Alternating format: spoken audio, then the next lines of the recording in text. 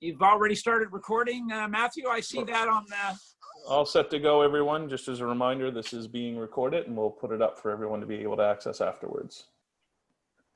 All right. Well, good morning, everyone. I'm Jeff, for those who don't know, and welcome to our third ever Canadian Tour Guide Association of BC Zoom meeting. And with us today as a guest speaker is someone I'll introduce in just a moment, and then later on, depending on time, we might let our guest speaker fill the whole hour as what happened last week. Otherwise, we'll just have a general chit chat amongst ourselves. I've discovered a couple of interesting things from a webinar I was on yesterday regarding, what happens as tours hopefully begin to roll and tour companies and all that kind of stuff. But anyway, today is Aaron Chapman. Aaron, are you there? I am. Hi, there's Aaron there. Aaron, just tell us a little bit about yourself. I understand you're another Vancouver boy like myself. Yes, I guess one of the few. It's odd, when I was growing up, everybody I knew was from Vancouver when I was young as a kid. But nowadays it seems to be a rarer thing. I don't know. Maybe all those people I knew moved away. I don't know. But yes, I'm born and raised in Vancouver. I grew up on the west side area in Kerrisdale. In the 70s, 80s, and I guess I moved in the mid-90s. I was attending UBC in the early 90s, and well, prior to that, Langara. But and then I eventually moved. I was a musician, a touring musician for many, many years, and I would take off from Vancouver on tour for a few months at a time, and then I would come back and I would notice, sort of things, especially in the 1990s, that things had changed. The bookstore on the corner was now a pizza place. It's always the other way. It doesn't go the other way around. The pizza place turns into a bookstore. It's always the other way.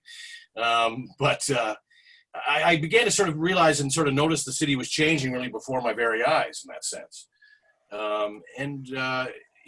What happened in Vancouver through those years was quite unique, I think. And I didn't necessarily have an interest in Vancouver history or the city as a whole. When I was younger, I was just where you lived. I think everybody has that opinion. But by the very nature of the fact that I was born and raised here, it suddenly dawned on me that I remembered, my friends and I used to get together that I'd known for a long time, and we talked about, especially nightclubs became an interesting thing for us. And we used to talk about do you remember, when the Cruel Elephant was there, or Richards on Richards, or the Town Pump, or places like that, as they begun to sort of disappear over the years. We sort of stopped ourselves, and we thought, gosh, we're talking like a bunch of 80-year-old men in our 30s here about the way the world, the way the city used to be. And I began to think about that. And I also began to think, as I walked around the city, I'm old enough to remember what the city looked like before Expo. And I remember log booms in Falls Creek. I remember certain street. I can walk to a street corner today, and I remember what it looked like when I was a teenager. Not just in Kerrisdale, all different parts of the city, especially downtown.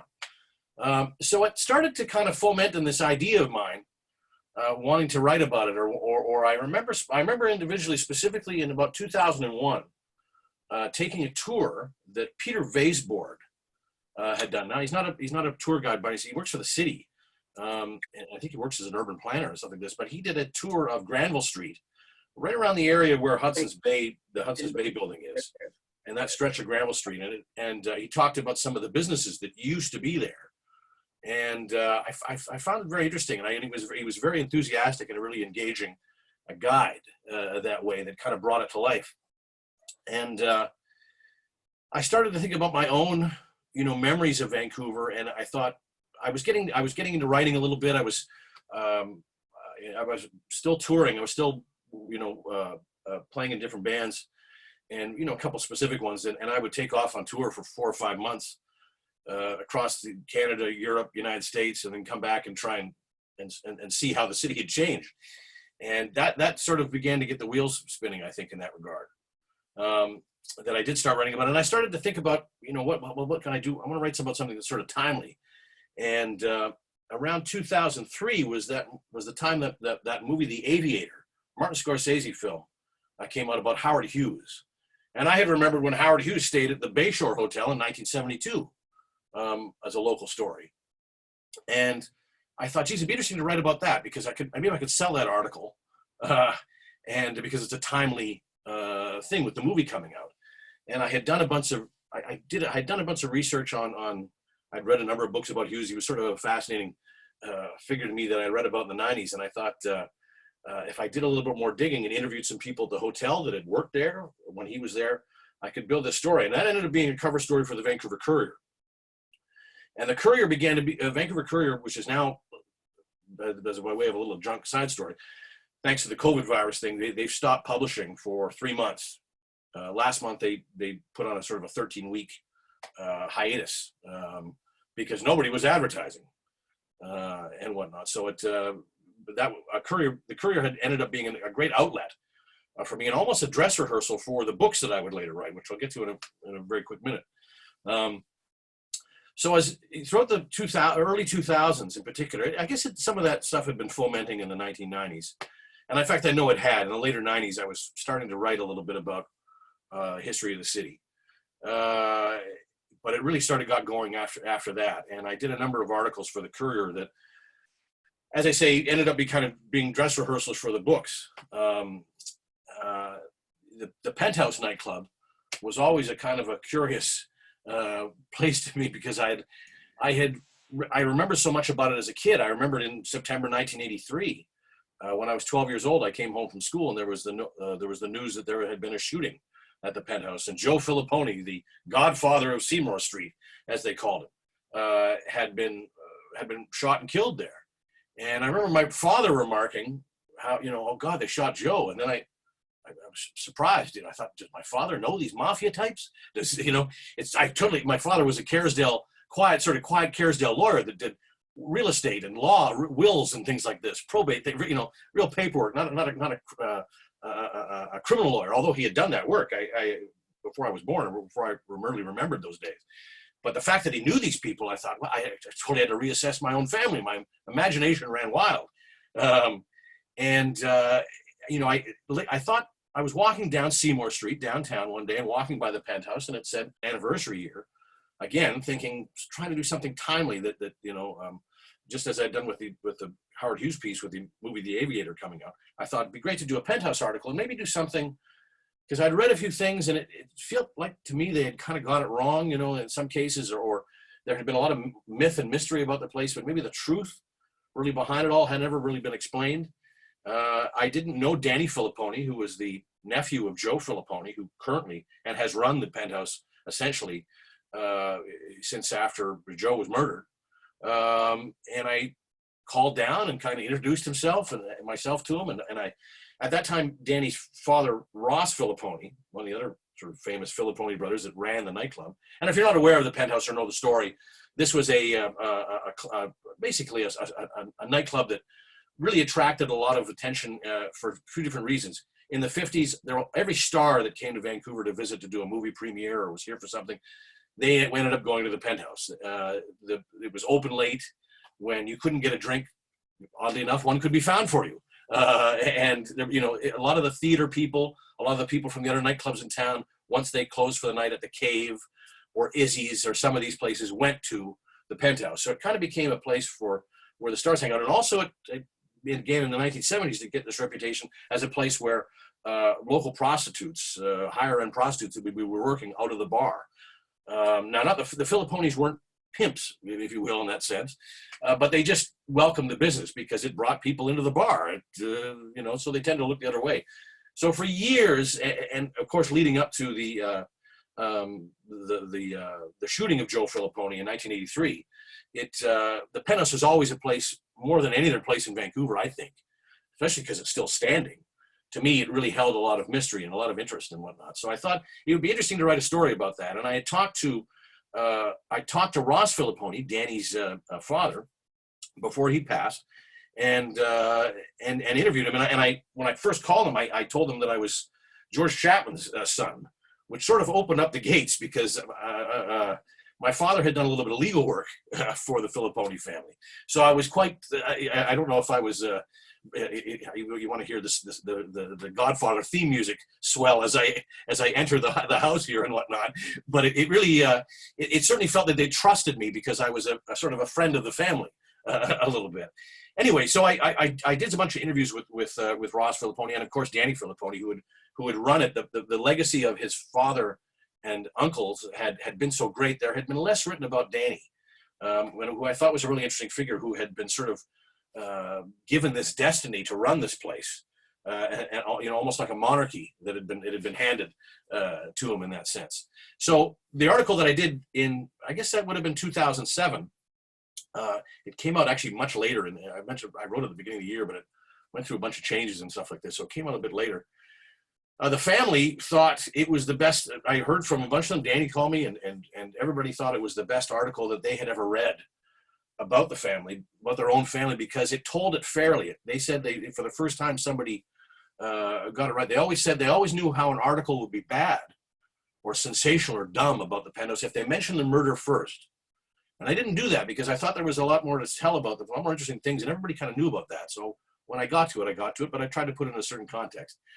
And the wake of that, Danny said, "Listen, one day we're going to do a Penthouse book, and you're going to be the guy to write it." And I thought, well, God, I don't have any track records as a writer. I've just been writing these sort of 3,000 word cover articles for the Courier and staking my little claim out at that. There were a lot of other people, a lot of other writers in town, from John Mackey at the Sun, or even John Atkin, some of you may know that name as well, in town, that probably I thought were going to get the first chance to do that. But the interesting thing was I had done a bunch of interviews with people who were quite old and passed away not long afterwards. So I sort of had the last interview with some of these people.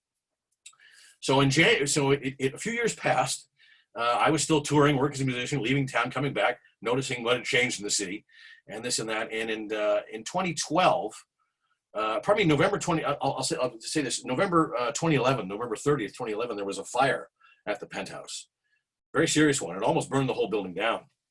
And I remember waking up to the news that morning, and there was on CKNW, and it said, there was a fire at the Penthouse.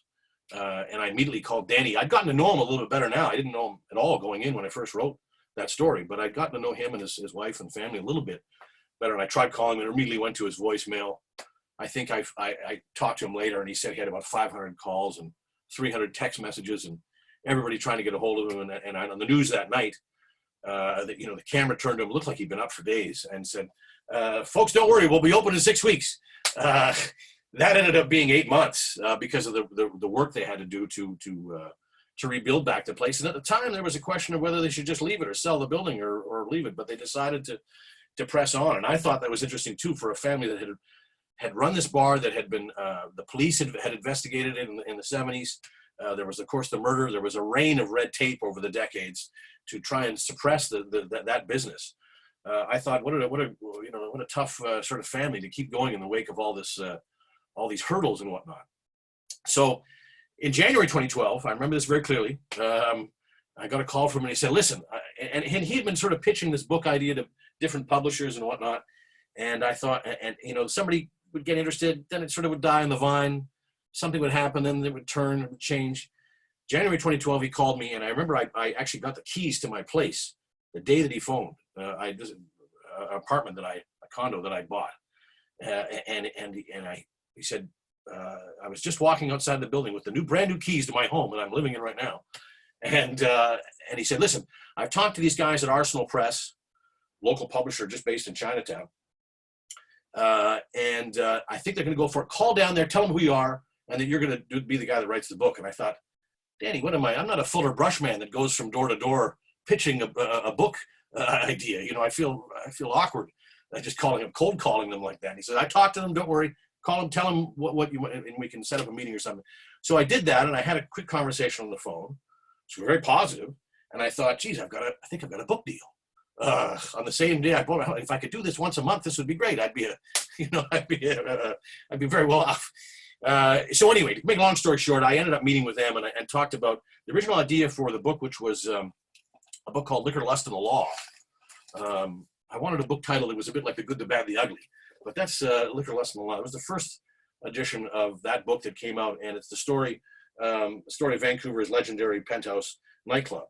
The book came out in that year, in Christmas of 2012. I remember I had an idea. I was still playing in the band, and I thought, I had a summer tour coming up, and I thought to myself, there's really no way. I think I can write this in hotel rooms after the shows. I think I have to stay in town a little bit. And I told the rest of the guys in the band, listen, I'm going to sit the first 6 weeks of this out, and I'll join you at the end of the tour, and we'll be good, because it's going to take me maybe a month or half to write. I think I can do that. Well, I was so wrong on that idea. I mean, I started the research not long after I signed the contract to do the book in that January. And I ended up, I had a bunch of interviews that I had already done, but I ended up doing a lot more. And it took months to do, so my music sort of career as a touring musician kind of ended then. And I think quietly I was kind of looking to get away from it. I was sort of tired of doing as much traveling at that time. It's different when you're 22. You get excited if you're in a parking lot or driving down a highway or the first time you play somewhere.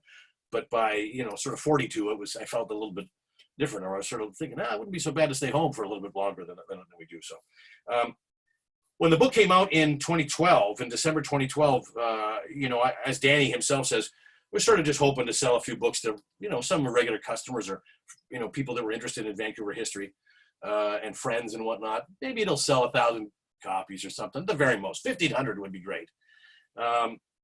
It was the #1 book at Chapters, at Indigo Book Warehouse in December of that year. It continued to sell. It continues to sell now, amazingly. It was nominated for a BC Book Prize for that following year. Danny and I went to Government House in Victoria, where we didn't know we weren't allowed to drink in front of the Lieutenant Governor. We sort of had to hide our drinks under the table like the old school days at the speakeasies. The book was a rounding success. In fact, it went into another printing. It was the #1 book that year. And then just in the year previous to this, we did a sort of a new edition of the book of Liquor Lesson of Law with the seal of the BC Book Prize on it. And we thought it'd be interesting to sort of pick up a little bit where that story had left off, and perhaps where the Penthouse was heading in terms of a city that, that demolishes so much, and the fact that the Filipponi family are courted by developers almost on a weekly basis to sell the property and put up a condo there and whatnot. But it's hallowed ground to the Filipponi family, that building, and it's where the family kind of made its bones, and literally in the case of some of the family members that have passed there, working there their whole lives. So you got into book writing sort of by accident when you left high school, and you said you went to UBC. What did you think you might be doing? It sounds like you became a musician as well. Were you in a band? I was, yeah. I was touring in bands and whatnot. In fact, I didn't show up for my graduation because I had to. We had shows in Los Angeles, and so I had to take off with the rest of the guys. And I was out the door, and they had to mail it to me. I went to UBC initially. I did history, took history there, but I graduated in film studies. I went to the UBC Film School. I was interested in stories, and I was interested, I know, at that time in movies and cinema and writing and directing, and I thought eventually I would sort of drift into that world. Around that time, and then in the 90s there was, in many ways the Hollywood North sort of era had risen at that point, and they were shooting the X-Files here and Highlander and all those old TV shows and whatnot. But the sort of the prognosis, if you wanted to make your own films and whatnot, that felt like a much different arc. And I thought, geez, I'm not so sure I want to stand out in the rain with a walkie-talkie stopping traffic on the X-Files when they're shooting, and maybe I can do something else. And music was quite immediate, and I had all the, sort of probably the teenage or post-teenage ideas of playing in bands, and the fun of it then. But I toured with a rock band called the Real Mackenzies from '92 up until the late '90s. I did some session work with the Be Good Tanyas, played in a band called the Town Pants for about a decade. Bocephus King, the Hard Rock Miners, all sort of Vancouver indie bands and whatnot. And I had friends that sort of had gold records and whatnot, but I never got one. I thought, geez, eventually maybe my destiny is somewhere else. You know, the music's been fun, and for many years, and it paid my rent. I was not, you know, living cheaply, you know, or like that. I was doing fine with it, but even as a teenager, I thought I'd want to get into writing and whatnot, and so the books went that way, and the books sort of eventually brought me to being a guide in some senses in that way as well. What instrument did you play in the band? I was sort of the multi-instrumentalist guy off in the corner that played 4 or 5 different things. I was not a genius at music, but I could play those songs that I needed to on those instruments well. So it looked like I was much more talented probably than I was. But I played everything from you know, in the Town Pants, which was very sort of Dubliners, Clancy Brothers style music, sort of amped up. I played mandolin and Irish whistle and harmonica. In Bocephus King, which is a little bit more sort of Tom Waitsy type blues, I played harmonica. I played some percussion things. I did some backup vocals and things like that. It sometimes depended what band I was sitting in with in those years. Yeah. With the advent of film, the way it's come along now with the smaller cameras, the HD type cameras, GoPros, iPhones, and so on, I'm surprised, besides the writing, you didn't get into a little bit of the filming. Is that something you might do, or are you going to continue to write? I think I got into doing some music scoring for a while, for doing some films for music. But I didn't really, I thought I would keep sort of, I was trying to sort of move ahead, I think, maybe a little bit. And I kept getting involved in music, and that was sort of paying the way. But eventually I think I sort of thought, especially in the advent of the Penthouse book, which was such a success, most local history books, they sell their first printing out, they did the first printing of that was maybe 3,000 copies. I think it was 2,500, 3,000 copies. That first printing sold so well, it went on to a second and third printing in a hurry that I thought, I thought it was onto something, and I thought it felt very rewarding to write about my own town. I remember reading this old Martin Scorsese interview with Harvey Keitel, the actor, and they talked about how they were making movies in New York, and one of them commented, we were just making movies and really just telling stories about where we lived, and there was a lot of pressure, to a certain point. Are you going to move to Toronto, or are you going to move to New York? And I thought, I'd like to just stay here and create something, or write about some of the myths in Vancouver that way. I mean, it's to me, it's an interesting place. It's sort of where I'm born and raised, so I probably have some natural fealty, or it's my home team, in that sense. But I thought, reading that interview with them made me think about, yeah, you can tell stories where you're from. You don't always have to, set something, and the most interesting things don't always happen in New York or Los Angeles or London or things like this. There's a lot of stories here that are untold, that our own citizens don't, really know about. So I think it sort of came from that. And in the wake of that Penthouse book, it did well. Everybody, the publisher, who was, of course, now the publishing industry is a little bit interesting. It's a little bit like the movie business in that sense, that as soon as if you have a success, they'll let you do another one. If your movie takes off, you'll probably do another movie. If your book takes off, you'll do another one. So to me, I always thought the story of the Commodore Ballroom would be, no one had written a book about the Commodore. It just seemed like low-hanging fruit, almost in the way that the Penthouse was, because I thought it was just a natural, the arc of the story that had happened there in terms of the Italian family that had presumed to be a crime family connected to, organized crime that had run this bar where all these stars came to. I mean, the fact that no one had written a book in Vancouver about the Penthouse seemed astonishing to me. And equally so with the Penthouse. So in 2014, I sort of undertook one on that, and that became a book, Live at the Commodore, which is more of perhaps a music book in that sense, in terms of the concerts and a lot of lots of photos and posters and things like that make up the history of the place. But the one thing that's interesting is we sometimes, right in our own city, everybody, Commodore was a fairly well recognized live music venue in town, and everybody fondly remembers it, if for no other reason because it's been around a long time, and our parents and grandparents have been there. which is interesting as well, because there's in a lot of places, there are very few places, and we've done a very good job in Vancouver of bringing in the new, but we haven't done maybe the greatest job of sort of keeping the old. There's very few places in Vancouver that are cross-generational places where your grandparents went to, your parents went to, and you could go to. You can count them on one hand. The P&E, Stanley Park, the Orpheum, oddly enough, the Penthouse, the Commodore.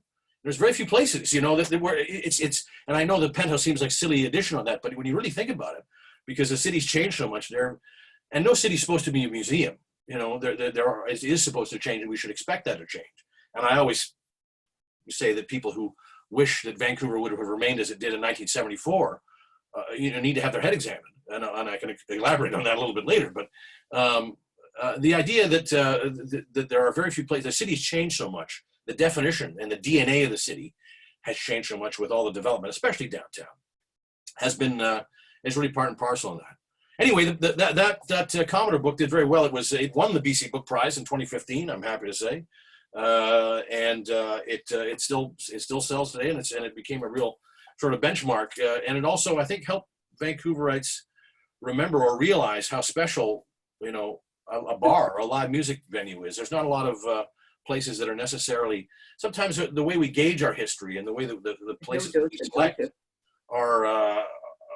That of historical recognition, people sort of, want to look at bigger places or grander places, and I think, it became a bit of a landmark idea to do a sort of a history of a venue or of a nightclub, and to show why that's important. Some of the, it's interesting that, of course, some of the old railroad barons in town or the people that were involved in, founding the city, but you can learn a lot more about who went to its bars and nightclubs about the city than you can who were in its boardrooms, as I always say.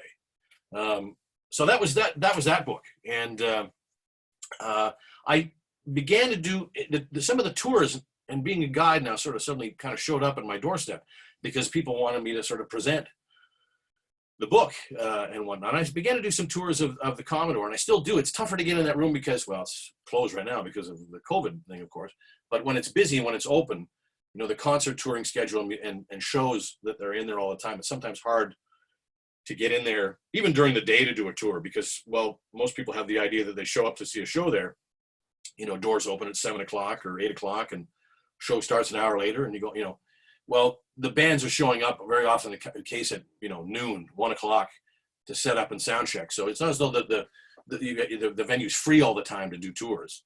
In the case of the Penthouse, the Heritage Vancouver had done a tour of the Penthouse, a walking tour where Danny Filipponi had hosted and showed people around the building. And in the beginning, as he jokes around and when he talks about when he does the tours today, in the beginning, he really had no idea what people wanted to know about, or did they want to see the wallpaper, or did they want to see the bar, or what was the stories? And because it was all just normal life to him. But it was interesting because the second floor of the Penthouse, which is a very big building, it's actually a very long building that stretches the block and 2 stories, 3 stories high in a section. The top part of it had been closed, so you were almost sort of felt like you were walking back in time. And because you were hearing these stories straight from somebody who was there, I think that's what the seed of what became the secrets of the Penthouse tours, which still happen today, was so crucial. Oftentimes, and you probably know this maybe as a guide yourself, you're going to a place where something happened once, but there's no evidence of that today. There's a parking lot there now, or there's a totally different building. So you're left to talk about what used to be there or what had happened there. And it's sometimes difficult to ignite the imagination of your guests on that tour so they can understand fully what the stories you're talking about, or it's a bit more of a challenge to bring it to life. It's a totally other thing when you can walk right into that building and touch those walls, be it at the Commodore or be it at the Penthouse, and really experience, what's happened there. And you can stand right in that place yourself and see for yourself. I would imagine that we might lose some of the existing clubs because of the COVID-19, and they're just going to give up. Or do you see that's a possibility? Well, I think that's a danger. You know, hey, there's somebody with or with a book there. Thanks you. Hey, thanks for that. Yeah, there's. I think that's certainly a real danger.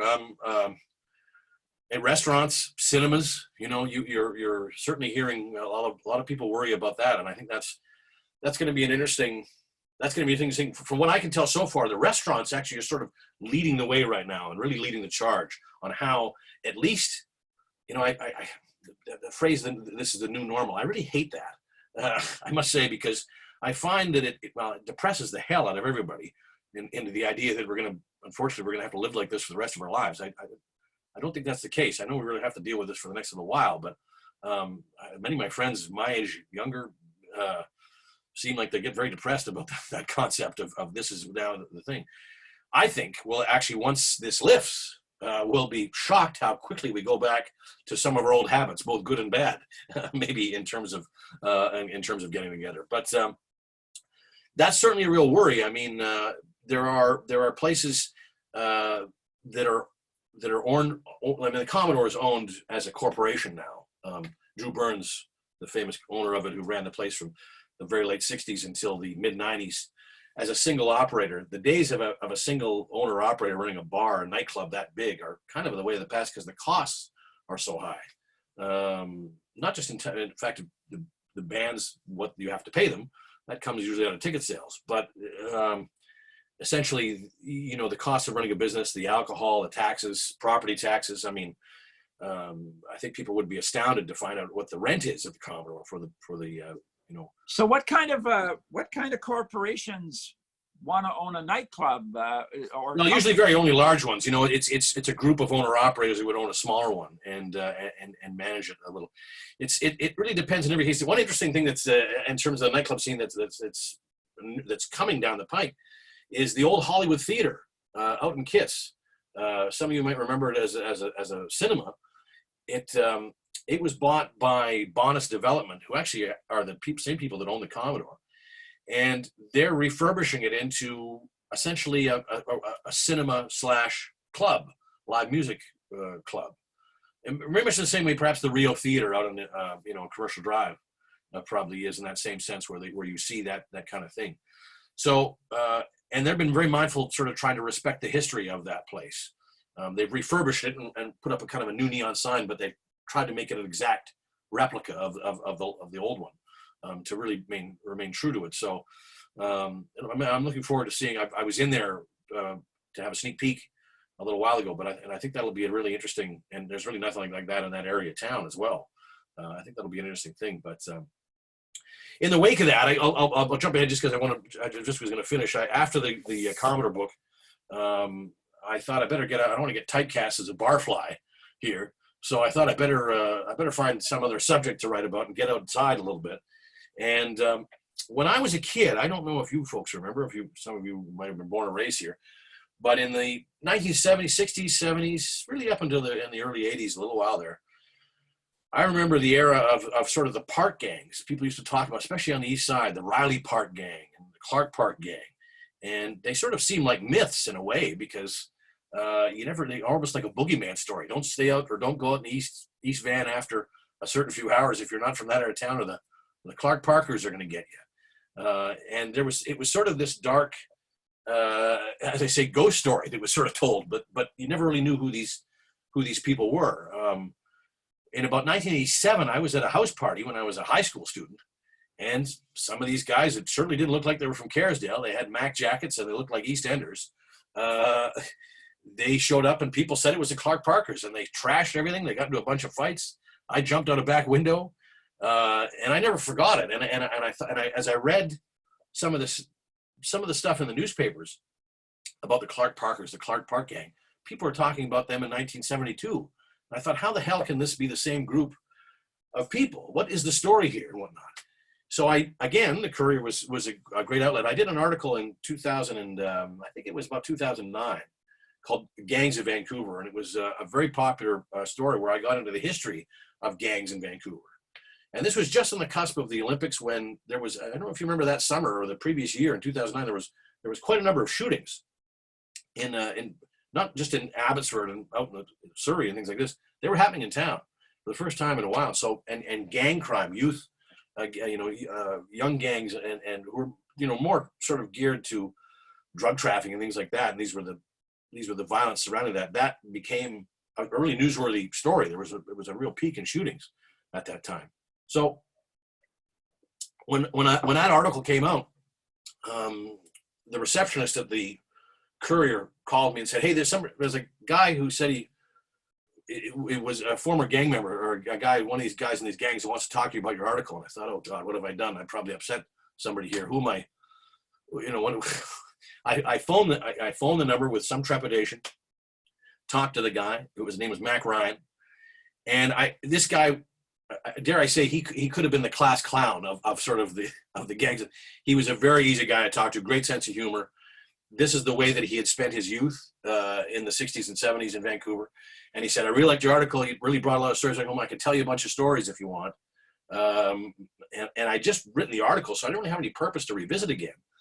But a couple of years later, I thought, God, that story did really well. And I think maybe there's something more to it. I'd heard a few more things. I'd done a bit more research just in passing and thought it would be interesting to tackle that. So I guess it was 2017, I did this book called The Last Gang in Town, which is the epic story of the Vancouver police versus the Clark Park gang, which centers around the events in 1972 that touched off at the Rolling Stones concert at the Pacific Coliseum, where there was a riot that year that the police blamed on the Clark Park gang. I had found, some CBC archival material, city archives material, interviewed some people that were there. Now that I had access, in the article, I only talked to people who lived in East Vancouver and some of the police. I talked to Chief Jim Chu, chief of police at the time. But the only thing I didn't have was gang members on it. And thanks to Mac, suddenly I had access to some of his friends that hears their side of the story, as well as I had gotten, thanks to the Penthouse book, some of the people in the Vancouver Police Department, older sort of veterans, detectives and whatnot, had began to trust me a little bit better, or they saw what I did with their stories. I didn't necessarily make it look bad. I told it fairly fairly. So my name began to get around as an okay person to talk to. He wasn't a reporter that was looking for a gotcha moment or something like this. And that helped. And I got a lot of, I spoke to some members that were on what happened was in the wake of that riot at the Coliseum, there was a secret gang task force that was put together by the Vancouver Police Department that the media didn't know about it. Many other people in the department didn't know about it. The Justice Minister didn't know about it, but it was kept very secret. And they were basically entrusted to go into Clark Park, which is up by Commercial and 14th, where the gang kind of hung out, and go after them. They went in plainclothes. They would come in with bats. They had their guns and flashlights, but they didn't show any badges. They just showed up and tried to clean house. And what happened in 1972, as I dug further, there was a bit of a gang war between the Vancouver Police Department and some of these East Vancouver street gangs at the time. So this story had never really been told before, and I managed to get some unpublished documents. I managed to get, there were lots of sort of great Hollywood moments where, somebody would show me a report of a wiretap of phones that had been done by the police department, and said, "Well, I can't show you that, Aaron, but I've got to make a phone call in the next room for a minute." So, and I would say stupidly, like a turnip that just fell off the back of a truck, "Oh, should I go, or are we done?" And he goes, "No, Aaron, I have to go to the next room to make a phone call." And I realized what he was saying. And as soon as he left, like a James Bond spy, I was taking up my phone and taking pictures of the pages of this thing that I could look at later. So, and I walked out of that thinking, was he doing that just for my benefit, or it was, it's quite exciting, and reciprocally as well. There was sometimes some weird stuff as I realized that in some of the old gang members in their youth in this story went on to become Hell's Angels in the story. At one point, I got a phone call from the boys that ride motorcycles for a living, who wanted to know exactly what I wanted to know about. And that became a very interesting phone call. Maybe that's a story for another day or whatnot, but we worked it out, thankfully. And they were actually quite interested to read it. The funny thing was, when the book came out that Christmas, I heard from all the old retired police that I'd talked to, and said, hey, and they said, geez, everybody got the book for Christmas and everybody liked it. So you did a good job. And I thought, well, good. I'm glad we're still friends here and whatnot. And then I got a call from the Clark Parkers, the old Clark Park gang people. And they say, every Hell's Angel got the book every Hell's Angel in BC got the book for Christmas, and they all liked it. I'm getting phone calls from guys I haven't heard from a while. So somehow I managed to steer that boat through the ice field, and didn't manage to get hurt from it. Like I thought I was maybe in danger to at one time. That book did really well, and that's that just got optioned for a TV series. So I don't know now. They're just as soon as it got optioned, all this virus stuff happened. So they haven't really been able to showcase their concept for the film or the TV series around. But it's something that we're hoping to pick up maybe once that goes on. Now I didn't do any guided tours with the gang. I thought about it, and it might be something I pick up in the future here, because a lot of people ask me about it. Are you going to do be great to. I did. There was one event at the Vancouver Museum I did where I brought out some of the old Gang Squad guys, as well as some of the old Clark Parkers, sort of together on stage for the first time to answer questions, and they all were sort of shaking hands and sort of patting each other on the back, like the old cartoon of the sheepdog and the wolf.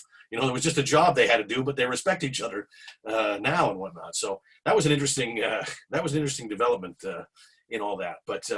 But through this period, I continued to do some tours at the Commodore and at the Penthouse, and in many cases, some of the things I like to try and implement that I don't know maybe is information that's helpful for you folks as well in terms of your work as guides.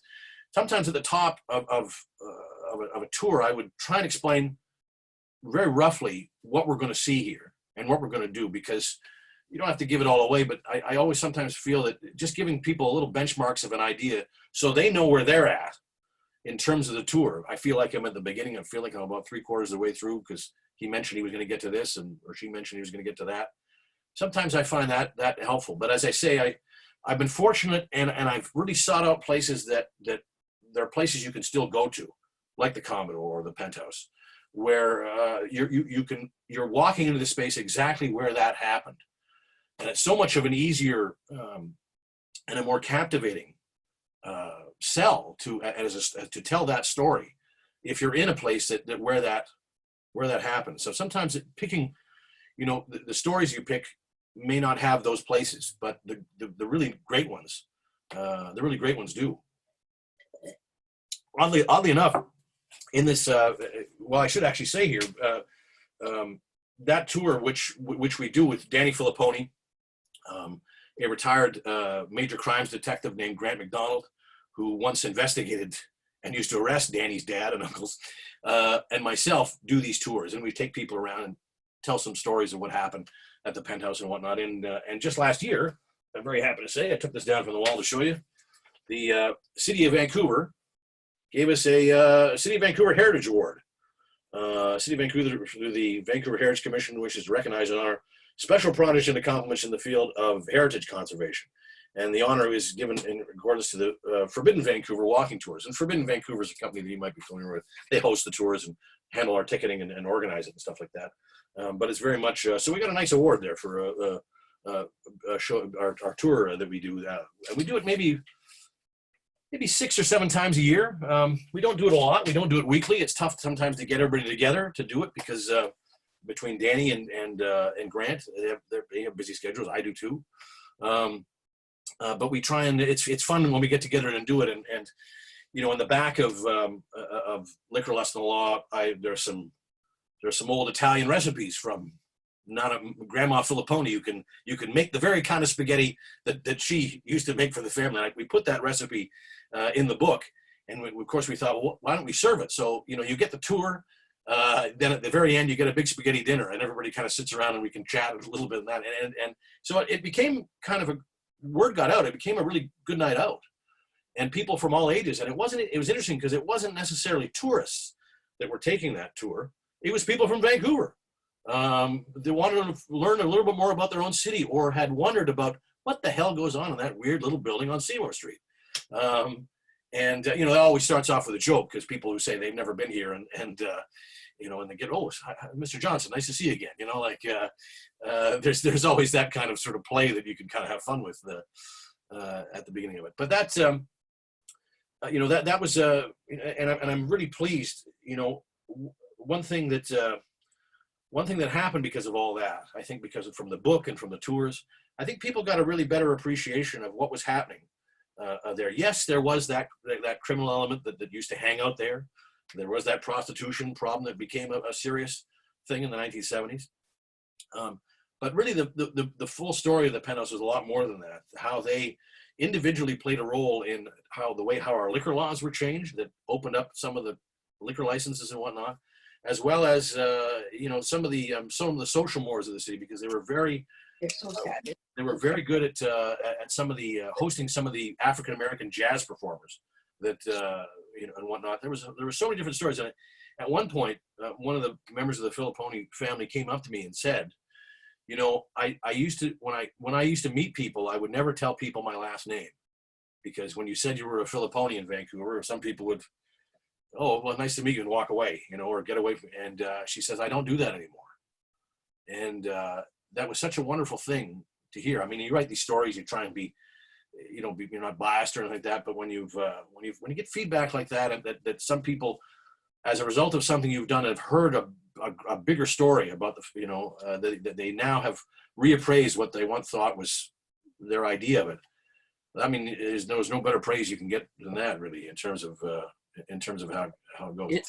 So, is there any connection with the Commodore bowling lanes? I mean, obviously the name is the same, but is that one place where some of the old gangs are? My other quick question is, so I guess it kind of goes without saying, but were the Filipponis somewhat connected with a local mob, or is that just a myth? Well, there's two questions there. First of all, the Commodore lanes, that's the bowling alley.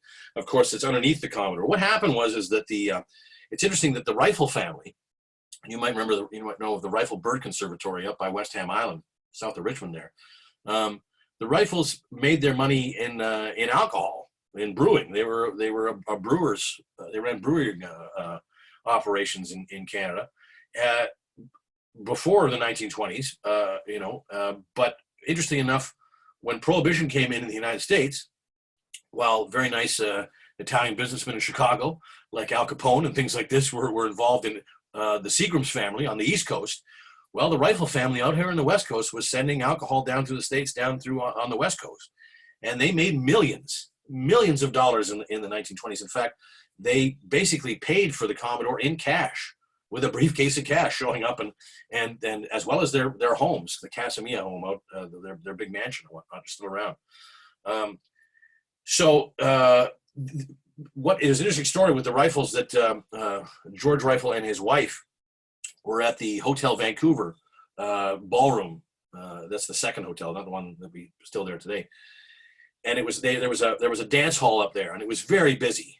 And George's wife said to him, George, you've got to build your own place. This is just too crowded. Here's the one percenters of the 1920s, and said, and he said, that's a good idea, and so he found that lot on Granville, 800 block of Granville, which just used to be 2-story businesses, ground floor business, something above. And it basically bought that whole section. The Orpheum had already been built in 1926, but in 1929, and about 28, he looked into buying it. In 29, they started building it in 29. And even though that the Depression came through, it didn't really affect business of the Commodore. Right afterwards, they closed for a couple months just to reorder. But the idea was that they were it was sort of an entertainment complex, that there would be this dance hall up on the second floor. There'd be retail on the first floor. It would sort of keep people coming in and out of there, and a bowling alley underneath. And there were quite a few bowling alleys, actually. There were a lot of bowling alleys in downtown Vancouver through those years. That one is sort of the last one left. And it's a beautiful, large bowling alley space. If you've never been in there, treat yourself and go check it out sometime. As for the question about the Filipponis, well, you had a situation where Mickey Filipponi used to take a few sports bets. If you wanted to bet on something, he'd take that bet for you.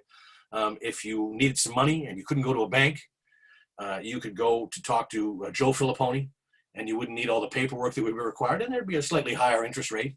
You know, there was some alcohol when you liquor stores were not available, open at that time of night. You could show up there, or even better, call one of their cabs from Diamond Cabs, the Filipponi cab company, and the cab would shoot the bottle over to you.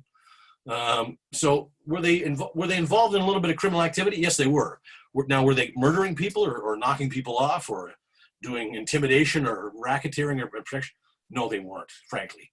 But you know, back then, they sort of danced that halfway line. And if perhaps some supplier, or they had a problem with a customer, I think very often they sort of showed that card to say, do you know who we are?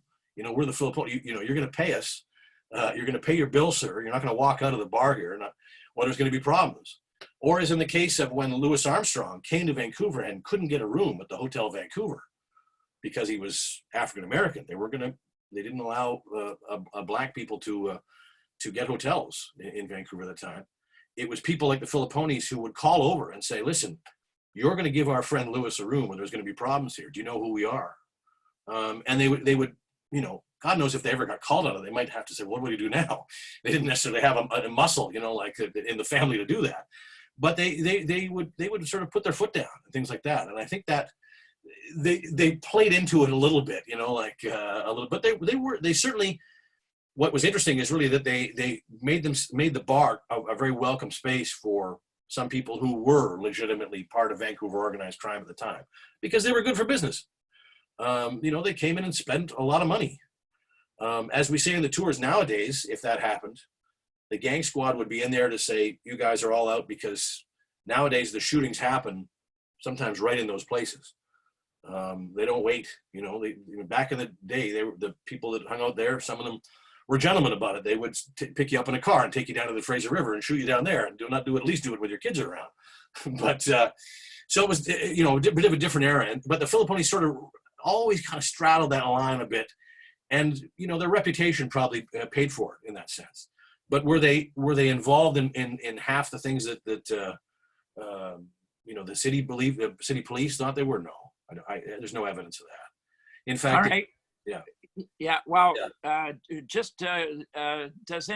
any of our members, do you have any quick questions? We're getting near the end of the hour. We're getting near the end. I'll just say very quickly, this is my latest book called Vancouver After Dark.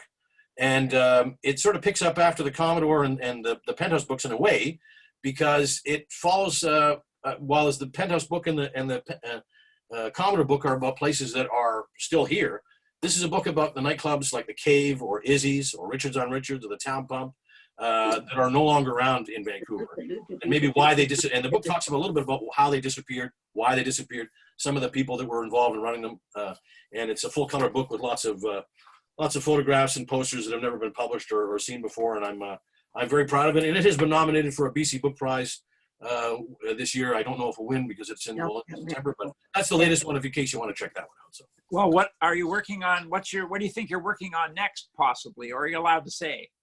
Yeah, I can. I'm as a result of the gang book. Some of the police that worked on the Vancouver Vice Squad in the late 1970s and early 80s became a little bit more comfortable to talk to me, and some of them I don't think maybe had read a book since maybe a Louis L'Amour novel, you know, years before. And but they've had some fascinating stories about you know, one thing about police is they can go into some of those places that we can't, or sometimes we're forced to, and what they saw from their bird's eye view of the city is totally different from what any other person saw in the city, and they have a real different definition of Vancouver at certain places and certain times and certain people. And if you can tap into some of those memories and get them comfortable enough to talk to you, you hear the most amazing stories you've ever heard. So you wouldn't even believe this would have happened in Vancouver. So I've been doing a bunch of interviews for that and progressing along with that. I think that'll probably be the next book, but I don't want to say for sure yet, because sometimes you get excited about something and then the steam runs out of it. But I keep thinking, I keep sort of waiting for that to happen. In this case, it doesn't. These guys are just telling me the most amazing stories from what they saw on the job, and a lot of maybe some stories that made the news but didn't fully come out, or maybe the right people never really went to jail for it. So I think it could be quite sensational and quite exciting when it's all said and done. Oh, all right. Well, does anyone have a fast question or two? And by the way, we don't have to end this right at 12 noon. If you want to stay on, folks, a little longer, we can. Of course, most of us aren't going anywhere. The day looks nice enough outside, but you know what? You've been outside, so stay a little longer. Yeah. So anyone at all have? I believe Jim Curry has a question. He's had his hand up for a little bit as well. Jim Curry, are you still there, Jim Curry? Or not? He may have faded off. On my end of things anyway, I met Aaron a couple of times at a couple of different things. One of them was the photo album of the surveillance photos that the VP yes, at the Penthouse that was done at the Police Museum. I got introduced to you via Will Woods at Fort Beacon, Vancouver, and then had done the Penthouse tour with you. I guess it was the November one, I think is when it was, with Danny and them. It was just before the book launch there that night. So thanks for coming on. It was great. Always love listening and hearing that. I will just a general comment to anybody that hasn't done the Penthouse tour. It is well worth every dollar and every bit of time spent there with everybody chatting. There's just a lot of stuff. It's by far and away the most interesting building in the city of at least downtown Vancouver, as far as I can tell. Well worth it. So thank you. Yeah. Well, thank you. Thanks very much, Matthew. I appreciate it. Oh yeah. Well, yeah. Stay with us if you like, Aaron. No problem. Yeah. Speaking of downtown Vancouver, it looks like that'll be our guest speaker for next week. Is one of the people with the downtown. I want to say Vancouver Improvement thing, but I think it's got a different name. Anyways, we're working on that one. So that'll be next Tuesday, which is May 12th at 11 a.m. Now, just for the members, so you know, I was on a webinar yesterday, and they were trying to gather information from tour guides and drivers around the United States, Canada, even around the world. And the thing that stuck out in my mind mostly is what are companies, tour operators, going to do to encourage people to take tours and make them feel safe? And for that matter, bus companies. Now, you guys that do long distance tours, you know, are we going to have to show up with masks and gloves? Will the bus company have that for us in case passengers want one for some reason, or you know, what have you? And tour companies, what happens if you're on tour and the customer has agreed before he left home to comply with the protocols on the tour, social distancing as best they can, this kind of thing, and then they don't participate? Or what happens if someone gets sick on the tour? And we're not sure if it's COVID-19 or what it might be. Anyway, just in general, do you guys have any thoughts and concerns that you'd like to bring up? Questions you have about, I guess, you know, this year, next year? It's just so you turn to later.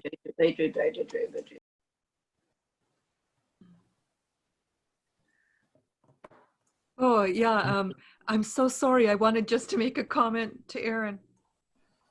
He's still there. Go ahead. Oh, right. Sure. Yeah. I wanted to say that CTGA, we came out on your Penthouse tour, and I still remember the meatballs and the talk, and it was such a great time. And I'm so glad to see you here. And I've noticed, of course, that you've written a couple more books, and very excited. So thank you so much. Thanks, Marlene. Thank you. Yeah, glad you enjoyed it. Yeah, from my point of view, first about my tours, they actually got canceled into September, multi-days tours.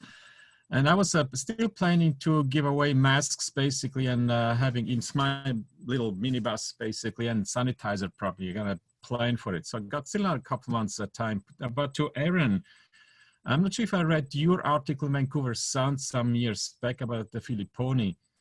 And I still have the Vancouver Sun delivered every morning, actually, because that's where I get my history out of it. But the other thing is, I think probably the Penthouse should be also get as historic site building, protected? I mean, if the Waldorf is a historic building, why shouldn't be actually the penthouse be? Sure. Yeah. Or the Commodore. It's Or just the background. yeah. It's funny in terms of it almost is on a de facto location on the Heritage Register. The family, the one thing that makes it isn't is there actually has been a lot of changes in the inside. It's not as though there are a couple of specific corners, that really haven't undergone change, but they've redecorated, so they've probably broken a few strict heritage rules about that don't make it an exact that don't qualify it as an exact heritage business in that sense, or heritage, but it almost is in any other sense of the word. Same thing with the Commodore. The Commodore, the outside of the building hasn't changed at all, really. I mean, like the penthouse has been painted in a lot of different colors, but it's essentially the same building if you stood outside there in the early 1940s or late 1930s, as you would at the Commodore up front, on Granville Street. All that brick is original. So that's, it's coming up very close to 100 years old now. But the one thing that you hear from the people who own these businesses is that if you suddenly do get declared a national historical site in Canada, or you're put on the Heritage Register, it really constricts what you can do as a business in terms if you want to sometimes have to remodel or renovate a little bit, even within the natural course of business, that you're not ruining the business and whatnot. So they tend to, and I understand why they do it, because it kind of handcuffs them to certain things they want to do. And in the case of, the future of the penthouse is a question that I get into in the latest version of the book, because Danny Filipponi has developers offering him dump trucks of money to sell that building. And they own that building and the house next door, that residential home. That's one of the oldest registered homes in downtown Yaletown South anymore. It's probably the last of its kind in that sense. In that area, Seymour Street in downtown Vancouver in the 50s and 60s used to have tons of those kind of homes. They're almost all gone now. So the land, is worth a fortune. But the problem is the building as well was never really built to last as long as everybody's expected. No one thought the penthouse would be there for 70, 75 years. So they're a little bit resistant to, because they want to make sure the penthouse is there. Danny has two sons now who have expressed interest in the bar, where there could be a third generation of Filipponis running that bar, which would be quite wonderful as the monarchy turns to another generation. But they're also a little worried about, what they know they're going to have to remodel or they're going to have to renovate, because anytime there's a good rainfall at the penthouse, believe me, that roof is not in the greatest condition. Or is it earthquake proof? So I wouldn't be surprised if, Danny may do a deal to sell the land where the house is and be able to rebuild, up with the penthouse, keeping everything that it's about, maybe even making it a little bit bigger. So because while Exotic Dancing kind of pays the bills at the penthouse, he does stuff for the Jazz Festival, the Comedy Festival. He would love to have a bigger stage to accommodate different kinds of live events, so the penthouse is still going to be there, I think, on Seymour Street. Will the building have maybe a different shape to it?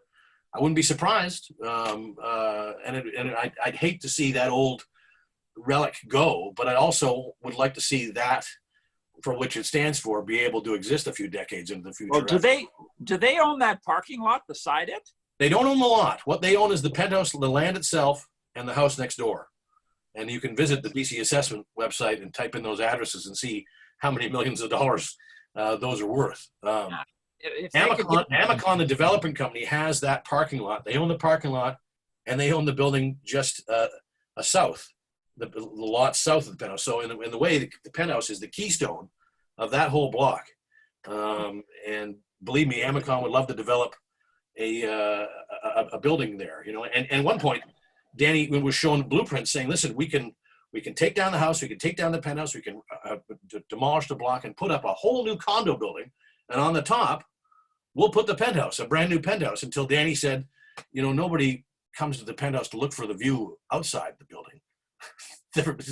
What they come to look at in the penthouse is totally different than the inside, So that, but he's shown blueprints like that all the time, and right now he's holding on. The business is up until all this happened has never been better. Actually, there's a whole new generation of people that come there after the hockey game, or beforehand, or it's just a different. It has a much different vibe than any other kind of bar its kind in downtown Vancouver, and there's, I'm not in there as much as anybody believes that people think I'm in there every night, but the times I've been in there, I've never seen a fight in the place. It's a pretty casual, pretty easygoing atmosphere. So it's more power to them, and I hope the Penthouse is around for a lot longer. To mention something very quickly, Jeff, if we were going to segue, if anybody has any questions about the books or some of the tours or anything like that, I'm happy to answer them. Stick around.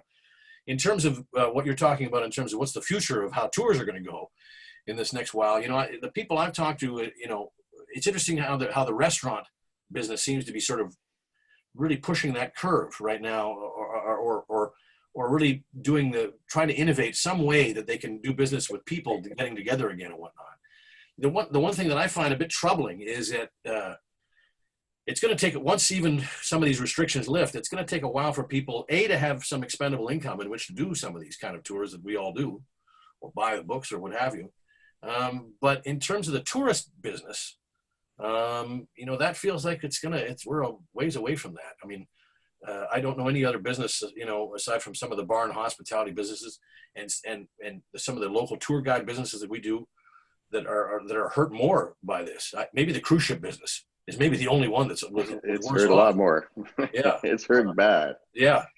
So I'm worried that even once these restrictions lift and we're able to kind of nudge around a little bit more together again, it's going to take a while for people in town to have a little bit of money to be involved in some things to do. But secondly, when those American or overseas tourists are going to come back, depending on some of the kind of tours you do. I mean, it's interesting. Most often the tours that I do are actually two Vancouverites who have taken interest in city history. But some of the tours you may do may involve much more tourists, and it feels like that's a bit of a ways yet to come back. That we may have to sit yes around. And no.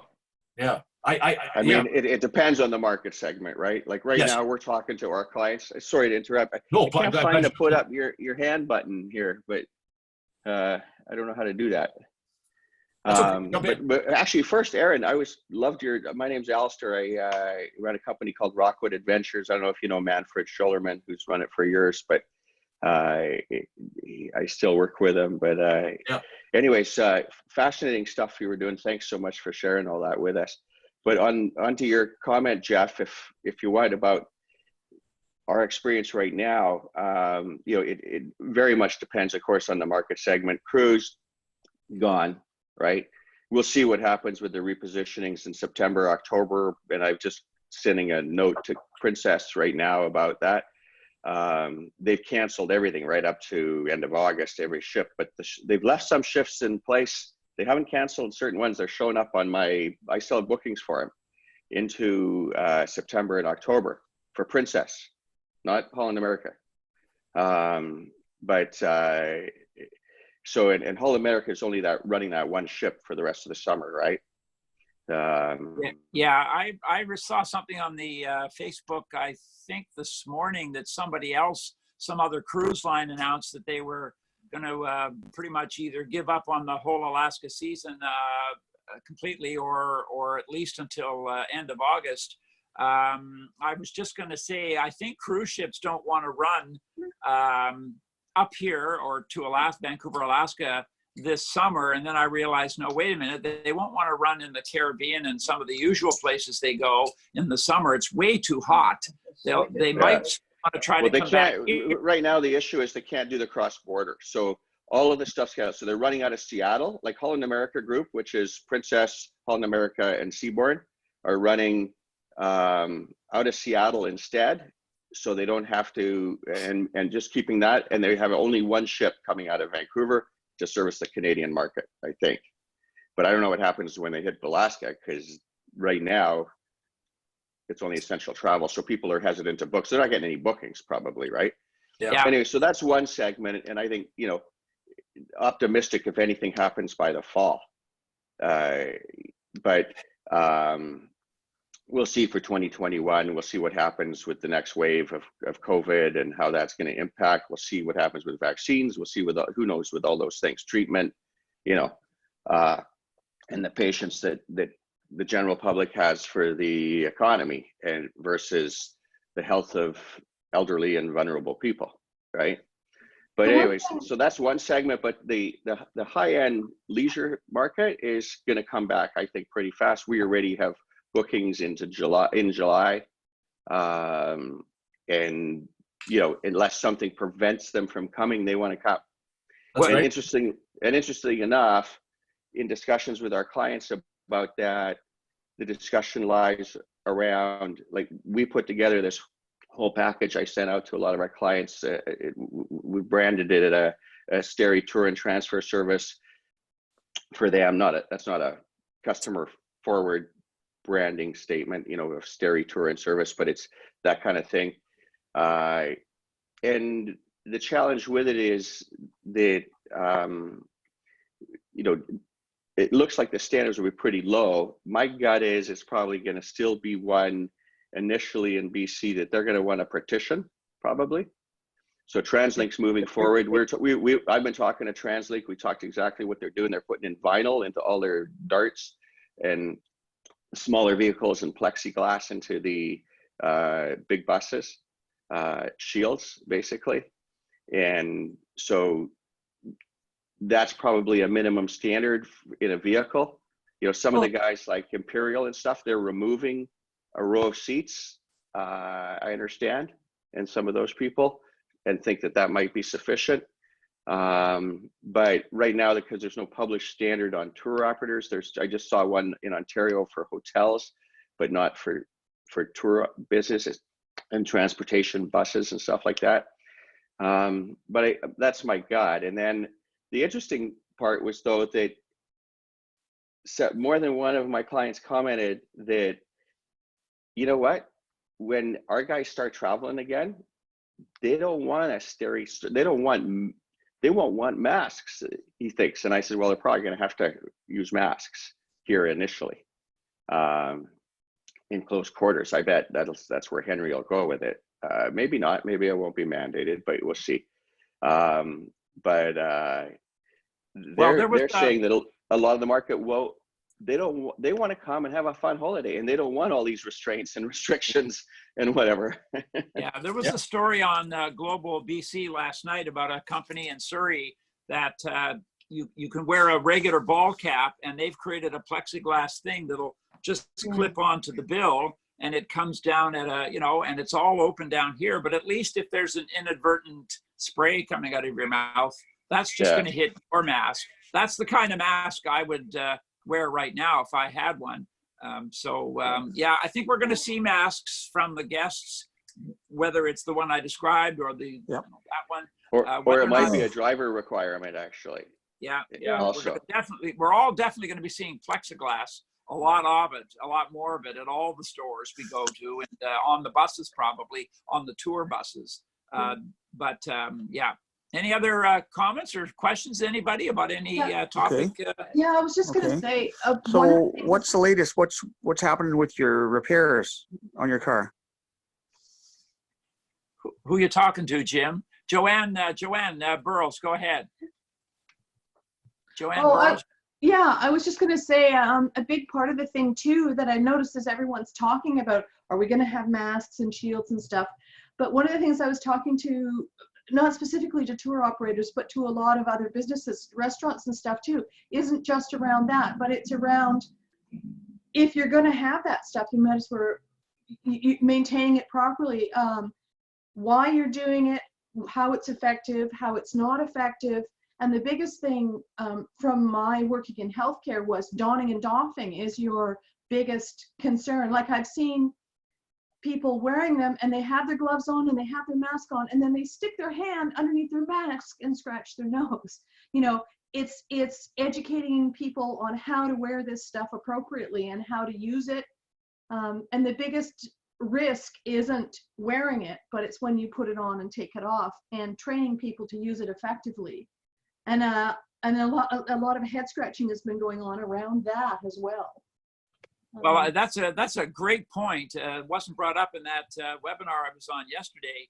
I'd be interested if between this week and next week, any of our members, if you're still able to, and you work for a big company like Colette Tours or JAC or Jeanview or whoever, why don't you send off an email to whoever your supervisor was, or maybe the supervisor above them, if you have their address, and just say, hey, what are you guys thinking along the lines of in the future offering the guests? Are you going to offer them masks, these face shield type masks, other masks? Or, if you have any, have you started to formalize any plans that you can share with us now? Because we still want to work in this industry, but we want to be protected as well. When I get on, when I go to the airport to meet someone, or the cruise ship terminal, hopefully they don't have any kind of a cold or COVID-19 or anything like that. How do you know, right? We got to protect ourselves. So I'd be interested if people want to write an email in the coming few days and see if you get a response. And if you're allowed to share that response with us, that would be great. Is there any way to, an astronaut knows when he goes into space, if he's got to scratch his nose, it ain't going to happen. I can still reach under that mask and do that. And yeah, that's a big issue. Tough to stop that. Any comments, anybody? You're going to see some pushback on the masks because what did I just see last night? The Costco down in the States. And that's a fairly well-off clientele for the most part. And there's a hashtag going on Twitter saying, boycott Costco, because Costco US is mandating masks for everybody coming into their stores. I think that's a brilliant idea, and people, that pushback, I don't understand it. It's like, oh my God, they're doing it for your protection. None of us are going to understand the American mindset, though. me, yeah, but that's so many of those things, and they're going to want to go away to get away from all of this, and then they come to a country where we do have that mandate. Masks are just not going to be accepted by the majority of those travelers, I'd imagine. I don't think we're going to have to worry about masks at all. I just don't think we're going to see people coming across borders and traveling myself, and from what I've said, until there's a vaccine, in which case the mask is going to be a moot point. Yeah. I don't know about you, but who here is going to be comfortable in the next 5 or 6 months with no changes, in vaccination aspects of it, with having American clients on board? Yeah, because of the amount that they've got in that, it's going to be really awkward, even with certain things. Yeah. Interestingly, it seems to be only a thing in the U.S. The Europeans seem much more aware and open to those kinds of restrictions or new procedures or whatever. I'm wondering about because such a huge part of our tourism industry comes from the U.S. The U.S. and China, and the two, initially, the initial outbreak, and then the most affected. It's going to be very difficult, I think, for a lot of people just getting across borders, but for a lot of people to be comfortable having that many coming into the enclosed spaces that are there. I mean, yeah, it's going to be difficult. Yeah, the high-end market's going to be able to afford to come back, I think, beforehand. But on another issue to do with group tours is, for example, at the tracks or charter bus lines or Cantrail coach, are the drivers going to be expected, as each time the group gets off the bus, to have Sani wipes or what have you, clean the steering wheel, the handrails, the seat rails? It's not going to be hand wipes. It's going to be companies are going to have to provide the larger industrial vaporizers, the hydrogen peroxide sanitizers that are going to have to be done on a more regular basis. And will the bus company still allow passengers to use the bathroom on those buses that have a bathroom? I have a question. Yeah. Has anybody looked into insurance? Because if the people from the United States can't get insurance, health insurance up here because of COVID-19, they can't come anyway. It's not going to be just the U.S. It's going to be everyone in general. Everyone's going to be hesitant to cross borders if they're, because they're not going to get insurance to cover them. They'll get insurance, it just won't cover pandemic. They'll still get travel insurance. It'll have an out clause. They're not good. Right. The travel insurance companies don't want to walk away from their whole market.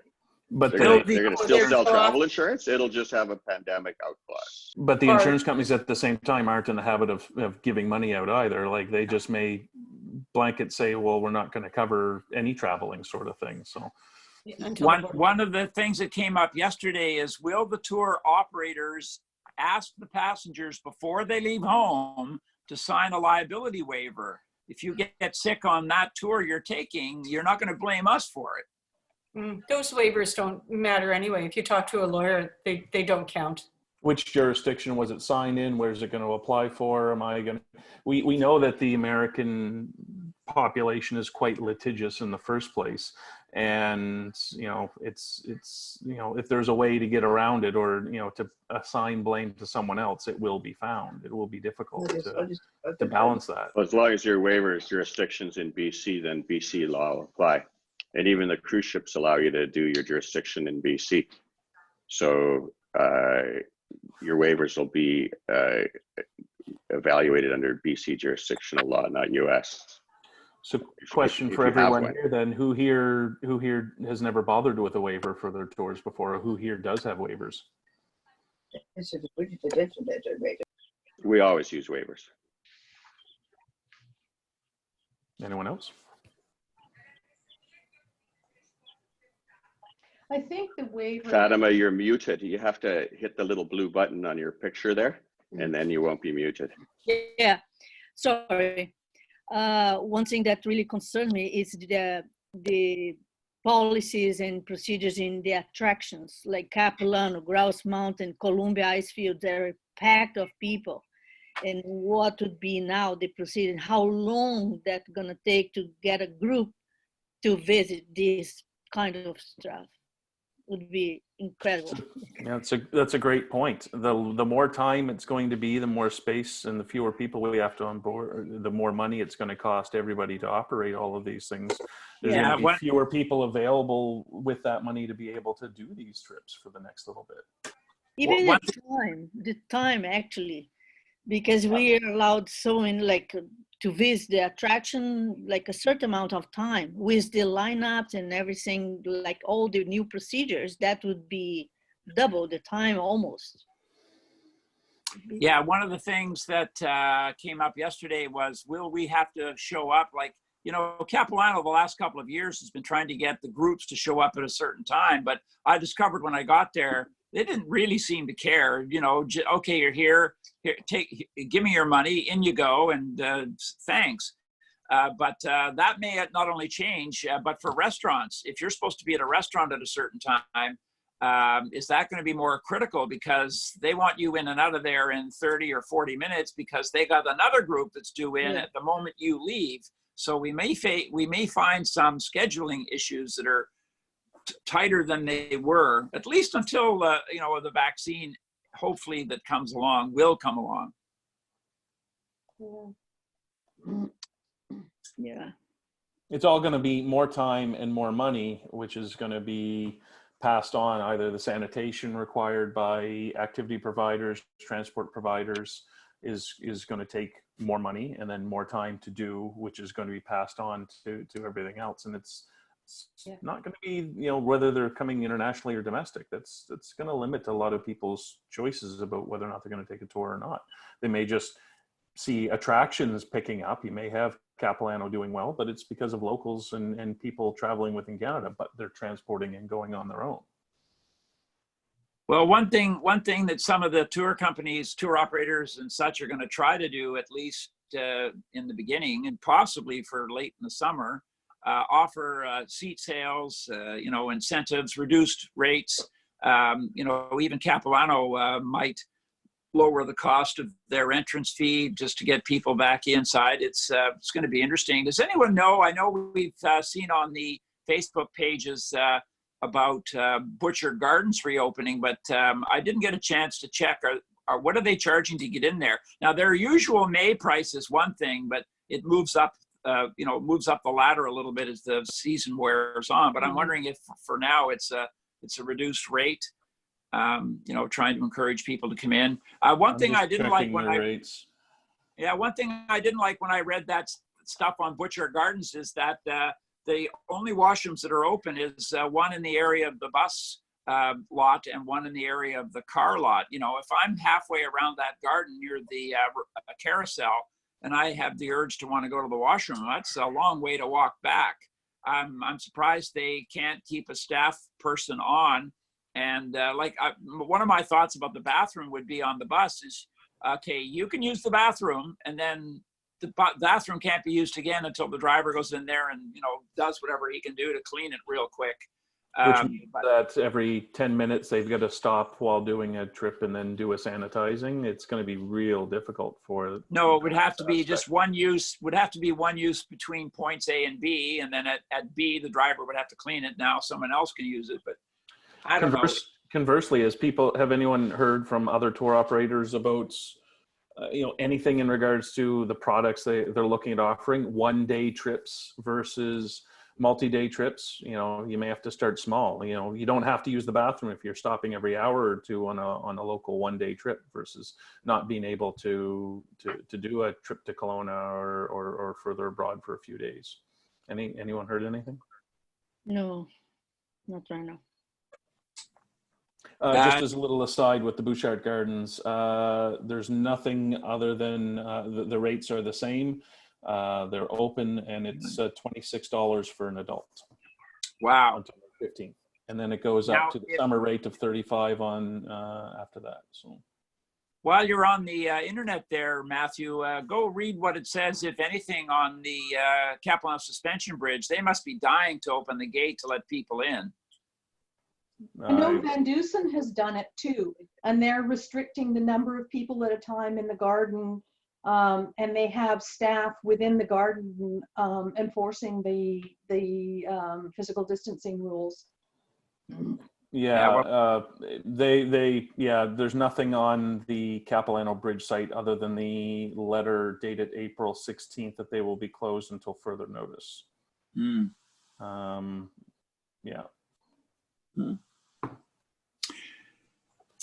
All right, folks, 12:30 at the moment. Any last comments or questions about anything?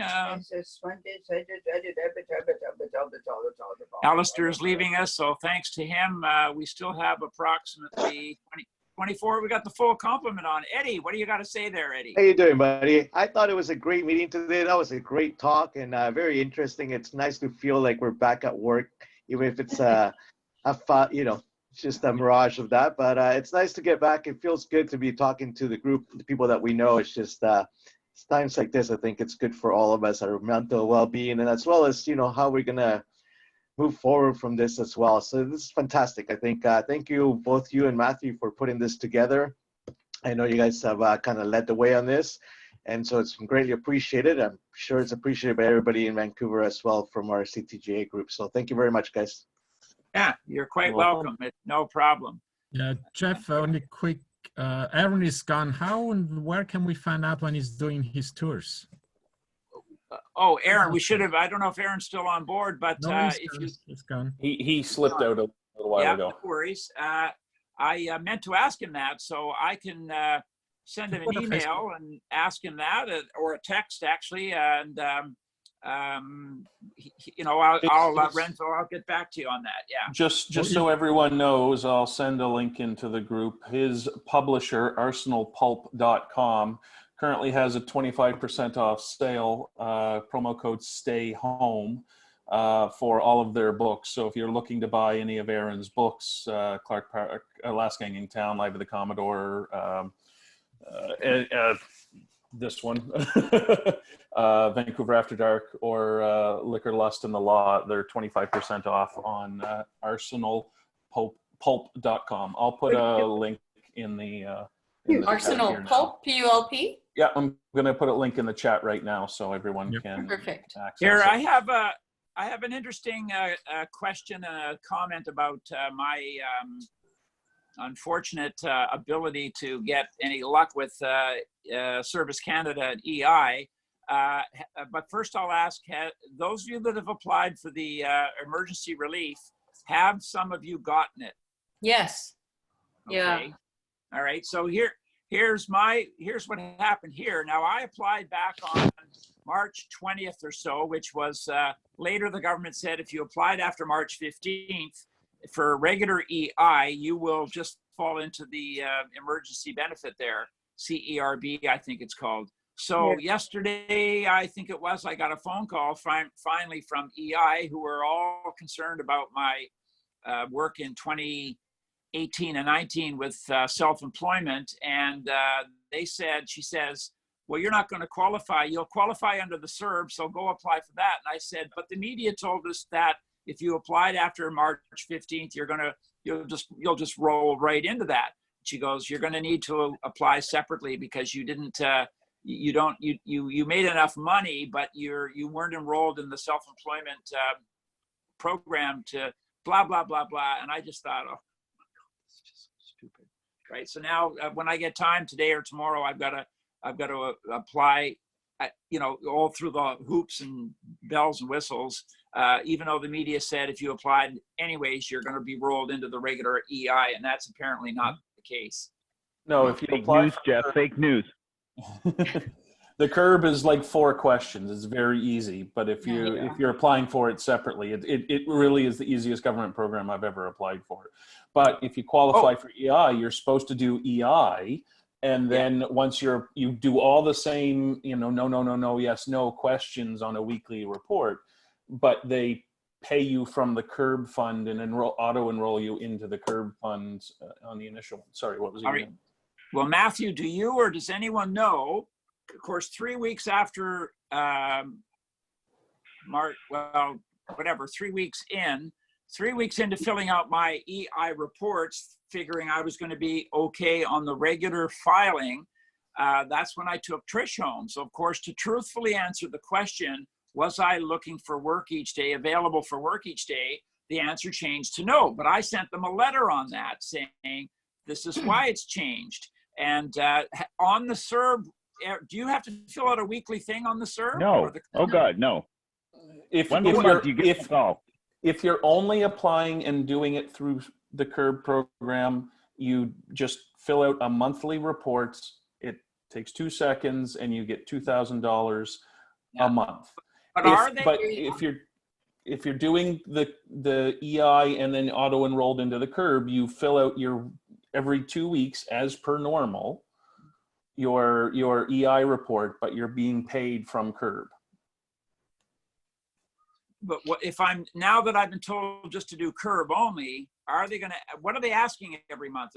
Was I available to work each day? No, it's not like EI. It's just, did you earn X number of dollars last month? Did you lose your job from COVID-19? Then what I'm trying to get at is, I want to be honest with them. If they're asking the same questions as EI, truthfully, I can't look for work while I'm looking after Trish. But who's going to know that?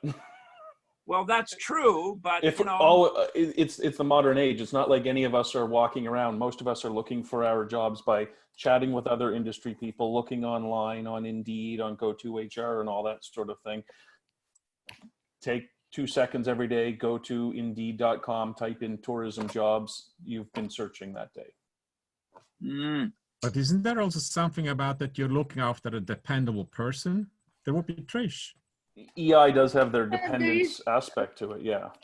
There's that as well, yeah.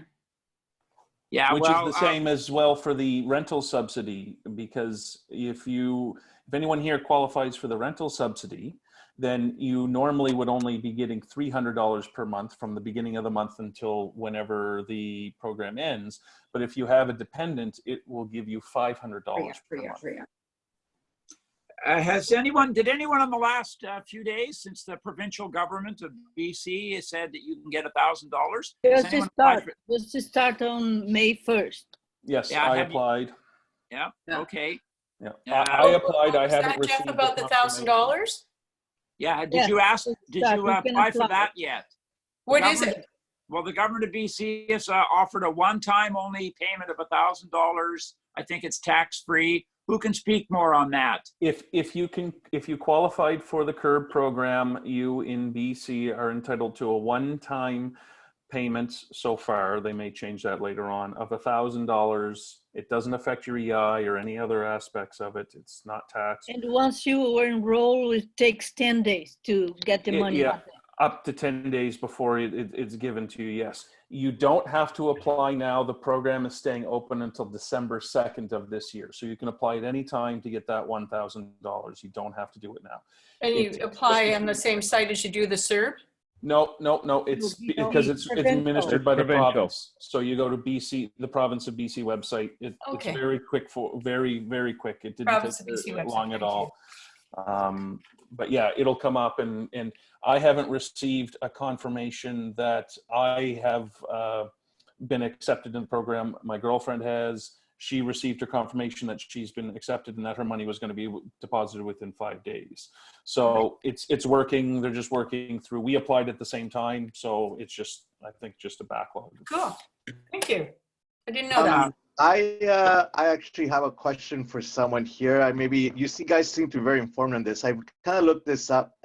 When I applied for this whole situation, I got put into the EI end of things instead of the CERB thing. Is there a difference between the two? Is there a pro for going? Is there a reason why I should go CERB versus EI? Because I didn't really work for a company last year, and I made that clear to them. So I'm not sure why.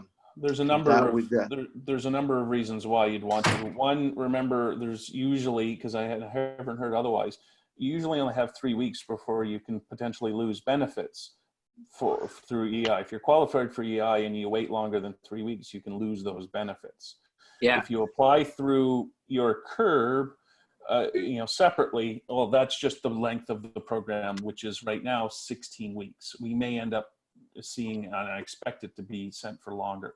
If you apply for EI, they automatically enroll you for CERB. You get your 16 weeks of that, and then, so far as I understand, you're auto-enrolled in the EI program, and you're not losing any benefits and that sort of thing.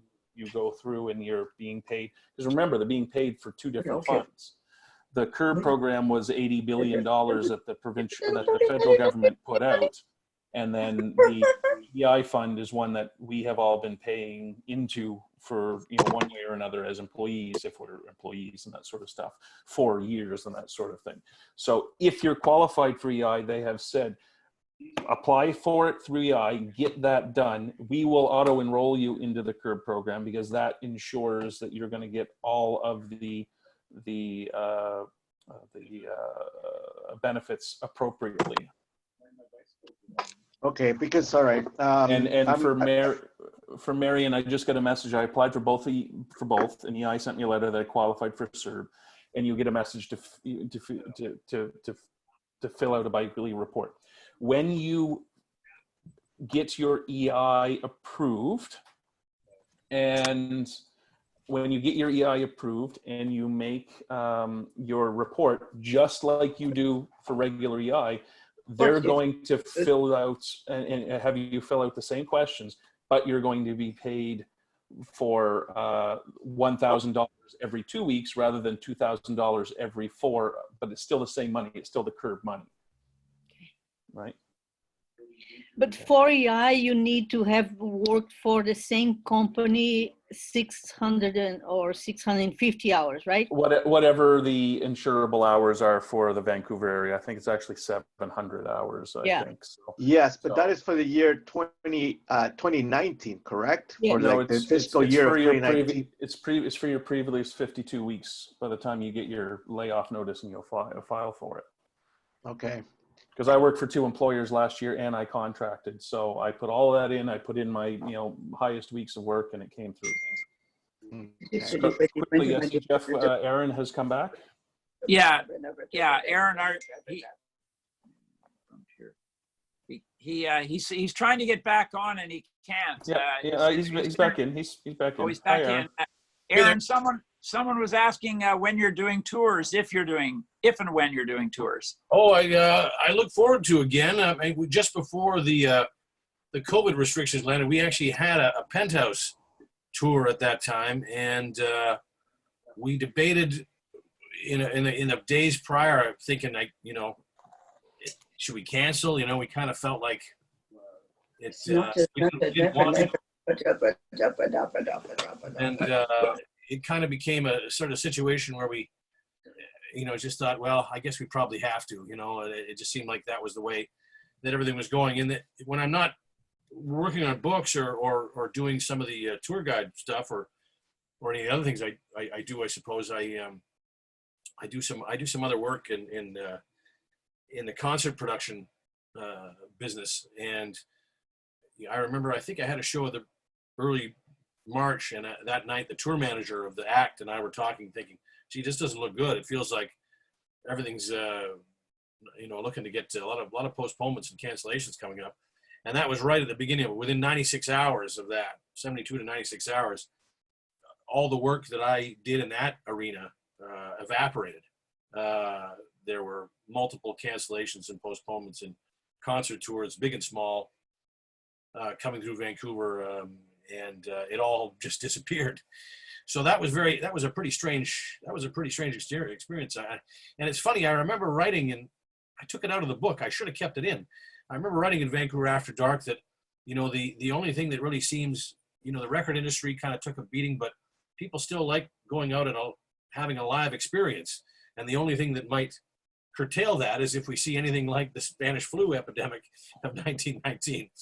And sure enough, a few months later, I should have, killing myself for not including that book. I would have seemed like a prophet or something that would have been the case. But yeah, so I'm not doing anything right now. I'm anxious to do that again. But we're kind of waiting, as I'm waiting in terms of the concert industry too.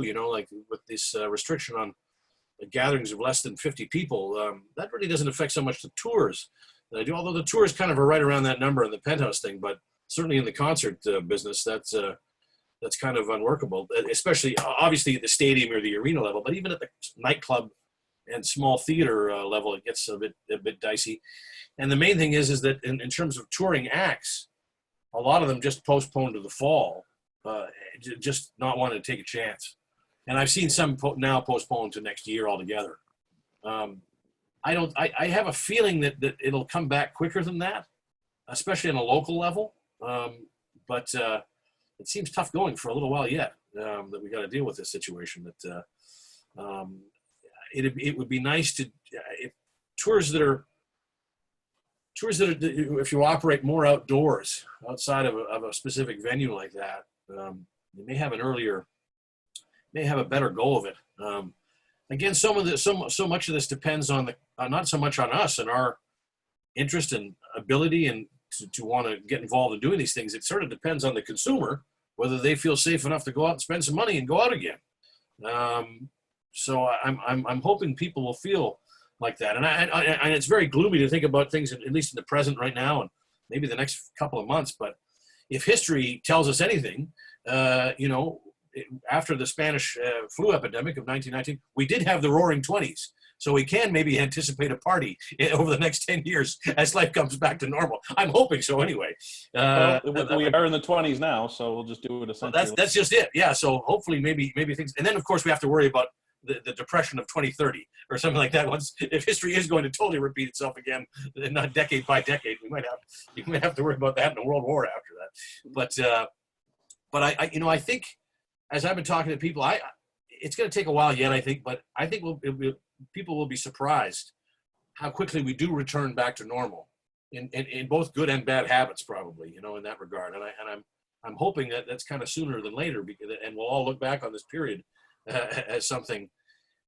What a strange thing that was that we all had to deal with for those that year or those many months, So I'm hoping that we will be able to get some gatherings together again, whether they're small, like I know if you're an individual tour guide, perhaps you can manage and still effectively operate with a half dozen guests, maybe a dozen,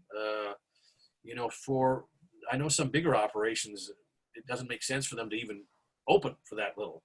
I can only imagine what folks at Land Sea Tours are looking at they bought those big buses, those big coach buses that you see around town, that costs a heck of a lot of money to not only buy, but to continue to operate.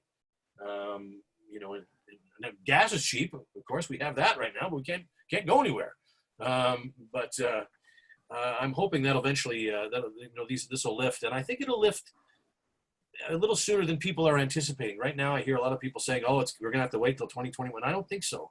I wouldn't be surprised if in the coming months we start to see so slowly but surely. There won't be a VE day. There won't be a D day that we can point to and say, "Wow, that finally changed." But slowly but surely, I think it's going to be inching along, and maybe not as fast as we want. But that's my gut instinct on this. I could be wrong. Can you draw any comparisons to post 9/11 touring, just on your experience? I mean, I don't know. Oh yeah, well, it's interesting. In the wake of that, I after in September 2011, I there were a lot of people.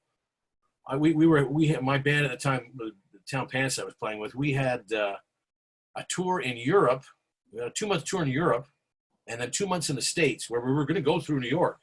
And almost immediately, some of the booking agents said, "Do you guys still want to come, or are you are you going to stay home?" And I said, "No." We were like, "Let's go for it." I was ready and raring to go. I thought it all the more interesting to get out there and see it.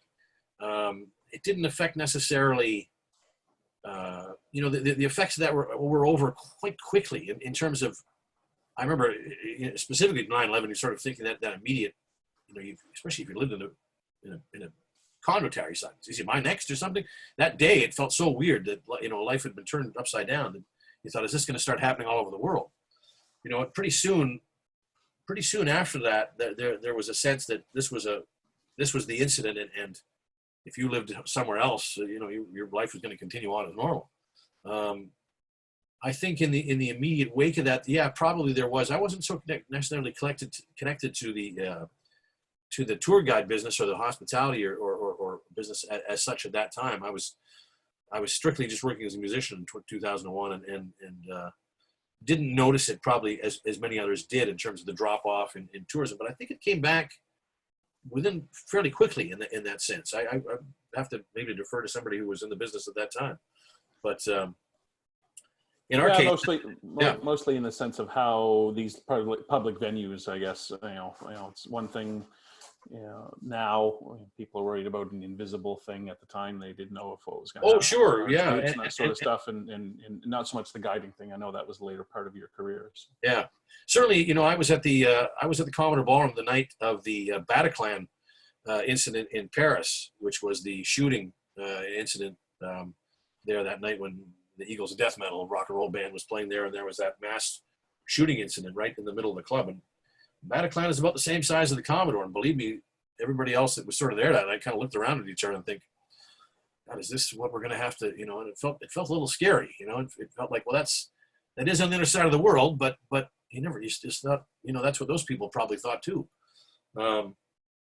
It's, and then that, I noticed there was an immediate sort of raise in security on everybody, and they were now, sort of metal detector wanding everybody that came into a venue.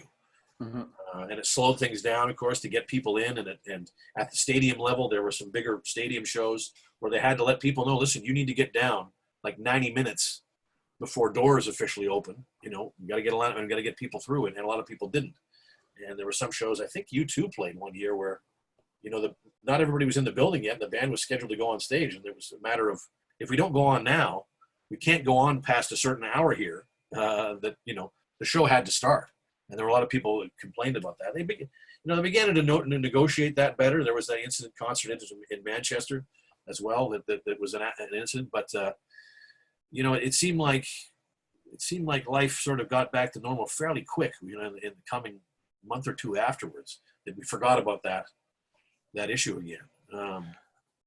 So it's hard to say, it feels like, in talking with some people that are in the hospitality business, I remember a month ago, people were saying, I'd like to see in June, as far ahead as June, it'd be nice to see not necessarily the light at the end of the tunnel, but just the idea that there's light at the end of the tunnel. And I certainly, and it stuck in my head, thinking that that was the case. I'm just taking this opportunity off essentially from work or consistent work to, as I say, I'm starting research on another book. And just working on a couple of other projects that if I can just keep busy, because I'm imagining once when the world does return back to normal, it's going to be so busy and people, there's going to be such a rush to do, people want to get to do everything. Go out and see people again, do tours, go see shows, go see everything that maybe we're going to be so busy, we're going to wish that we had the time off that we had right now. I'm hoping that might be the case. I'm always a sort of a positive person thinking that way. The national kind of lobby association group Destination Canada has really got to focus on hyper local and local domestic marketing for the next year or so to try and get Canadians within their borders traveling and staycations a bit more. I'm just curious whether or not if it's come up or if it's something you're discussing when you get talking to Danny at the nightclub and anybody else that you're talking about with some of these owners and that, where the Commodore, the Rio Theater, the Penthouse for a certain point of view anyway.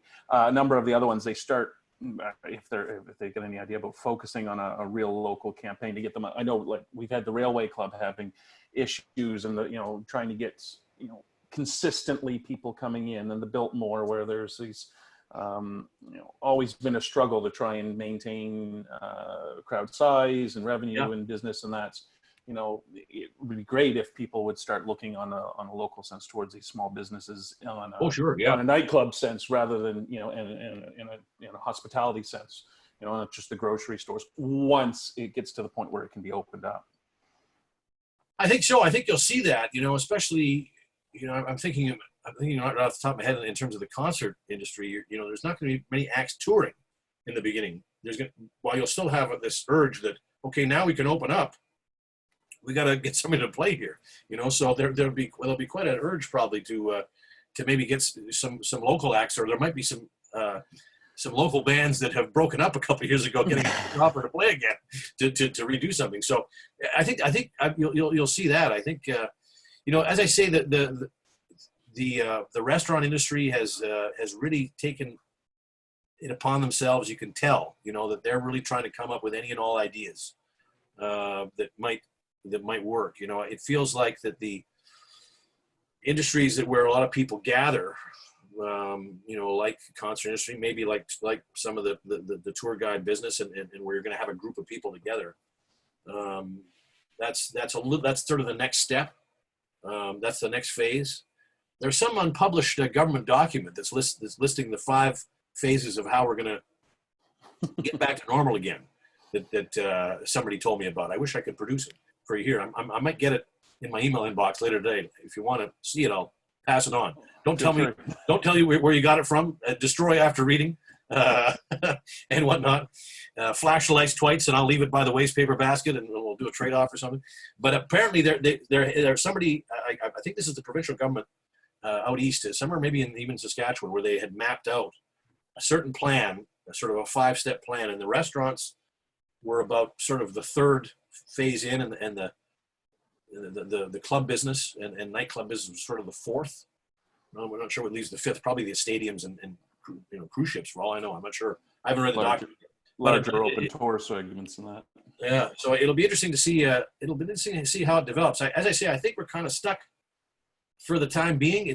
I'm both sort of half impressed, half shocked, and maybe scared to see how quickly the United States seems to be wanting to open things up again, while at the same time predicting that there's going to be a fairly considerable amount of COVID-19 deaths in the coming way. So much of our business is tied, to the States, and equally so from in the concert business. A lot of the tours that we see up in Canada of acts, it's not necessarily bands that have come to do a specific Canadian tour sometimes, but it's more often they're doing a bunch of shows touring in the States, and then they dip up here and do a Canadian run. So, the concert business is so sort of reliant on the health of the American business being good for it to be good here.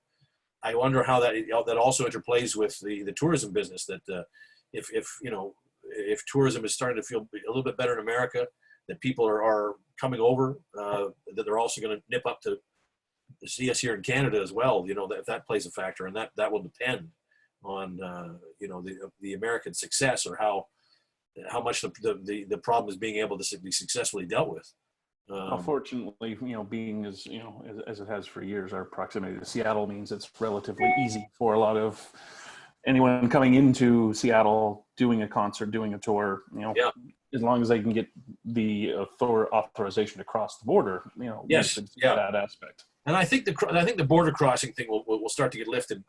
We'll see that soon enough. It probably in a slower measures, or there might be some rate of that, but yeah, it's hard to say. I think we have to deal with it for the next little while, probably longer than we want to or wish to. But it's a good time to try and research maybe some new ideas, and specifically what you can do in terms of your own part of town, or your city where you might find, if there's some places I have in the back of my mind that I've never been into, that you wonder, geez, how could I get in there to see that place? And maybe if it's an interesting enough spot, be able to do a tour there. And you need to contact John Atkin. He's gotten into a couple places. Yes, he has. Yeah. Oh, yeah. Like the Broad Street Bridge little tower there on the top. Yes. I was going to say that. Stands out to me, and I suggested to John. I said, John, you can make a mint if there'll be so many people want to get up in there, but unfortunately, you have to stop a lane of traffic to get in there. I just came up, actually. I talked to him not long ago about this. And so it's not easy to do. It's not as though you're just opening a door on the stairway to get up there, unfortunately. But there's a few other places in town that are especially downtown, that are I think it was through John about, I want to say 10 years ago. He got us inside the Vancouver Block Clock, which is the famous big clock across from the old Eaton's Nordstrom store on Granville. Yeah. Great. That would be amazing. Or the Sun Tower. There's a favorite of mine, because I live quite close to it. I'm at the east end of Falls Creek, right nearby my place. And just as you enter Chinatown, is the old Murren substation building, which is this sort of massive sort of brick. But they got a couple windows, and you can look in there, and you can see all these sort of Buck Rogers type panels, these electrical panels, and you think, I guess this, it's obviously an energy substation and whatnot. But you think there's got to be a story that's been here, since the 30s, and it'd be interesting to find out what goes on. And so there's lots of different little places like that they're sort of lying in wait. That you just have to kind of walk around and look around and see if sometimes it takes a little bit of detective work to get some access to find out who's going to let you in there, and how professionally you sound in terms of your pitch. You're a reputable person that they can maybe send one employee down to open up the doors for you so you can take these people around. But if you have a record as a tour guide like that's the kind of thing that makes a difference, that you're not just some Joe off the street, to maybe be able to get into some of these places or interesting spots or whatnot. I think the holy grail for a lot of people in the history and tourism side of things is Riverview. In Coquitlam. Sure. Yeah, but that's so tightly locked down under BC housing that it's takes a miracle to be able to get in there for that. So, yeah, I've never been through there. It is. I was very fortunate to get a tour with BC housing last year. Wow, that's great. It was. In the case of the Western Bayshore, in 2012, when I'd written an article about how, as I mentioned, I think earlier, about Howard Hughes staying at the Bayshore for 6 months in 72. I called the Bayshore up and got a hold of the general manager, and I said, look, this is coming up, and I think it'll be a bit of a boon for free advertising for the hotel, and I really marketed this would be this is a city heritage and history group. It's not it's not just a bunch of sort of yahoos coming down to just get a peek at a $1,000 a night hotel room to see what that entails. And we did have some colorful people show up, for that thing, but it was great because it got covered in the CBC News did a feature on it, and it got a little bit of a press attention around town, and they were so happy that with the covers they got, the general manager offered me the room free for the night. So it's there's little things to find out there, and if you can sound affable and interesting and professional enough, I think a lot of people are, and you get the handle to maybe speak to them to say, this is what I can do for you. This is how it's going to how we're going to deal with it, and seem open to their suggestions and this and that. It can be interesting. It can definitely be an interesting thing. So it's a good time to research, I think, overall.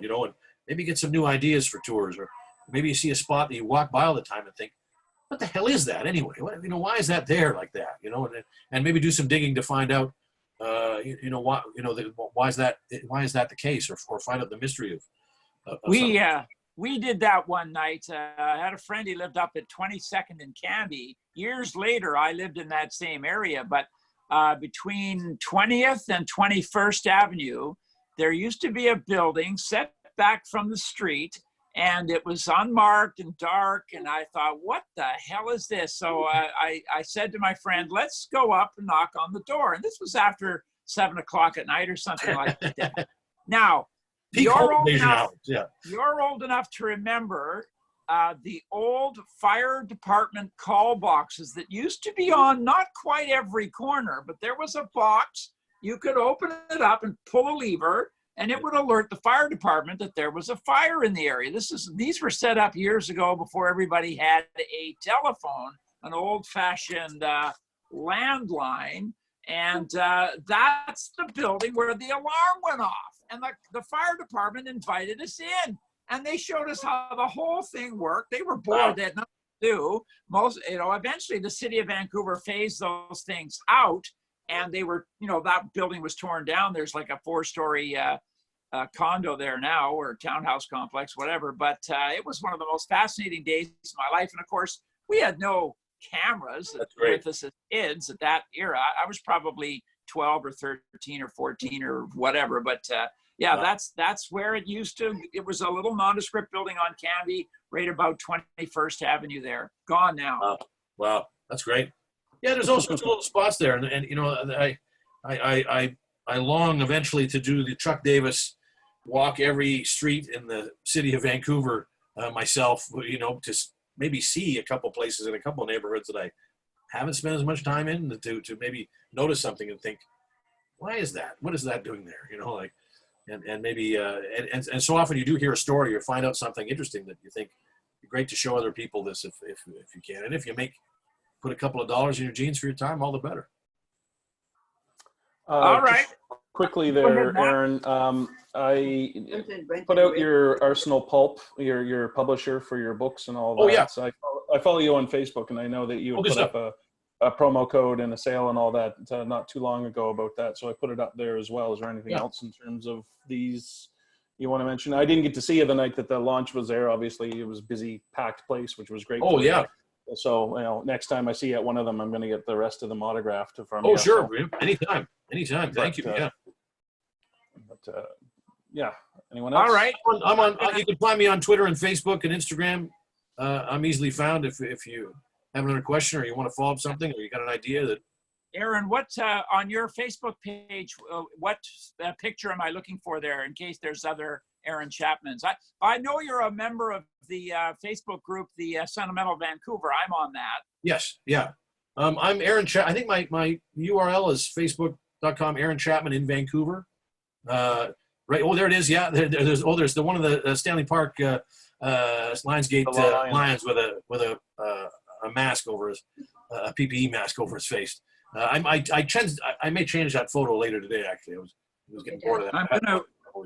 But you can find me on there on Twitter, the Aaron Chapman, on Instagram, that Aaron Chapman.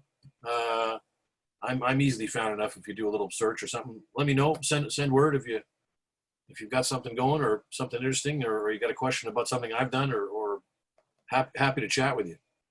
All right, we'll hang up for now, and then I'm going to try to find your page. I'll send you a text. Yeah. All right, I got to give Trish lunch and so on and so on. So this has been great. Thank you, Aaron. We'll certainly pleasure and privilege. Thanks a lot, guys. Thanks, we'll contact you again and get you at a real meeting. One of our look forward to it. Yeah. Thanks a lot. Take care. You're welcome. Yeah.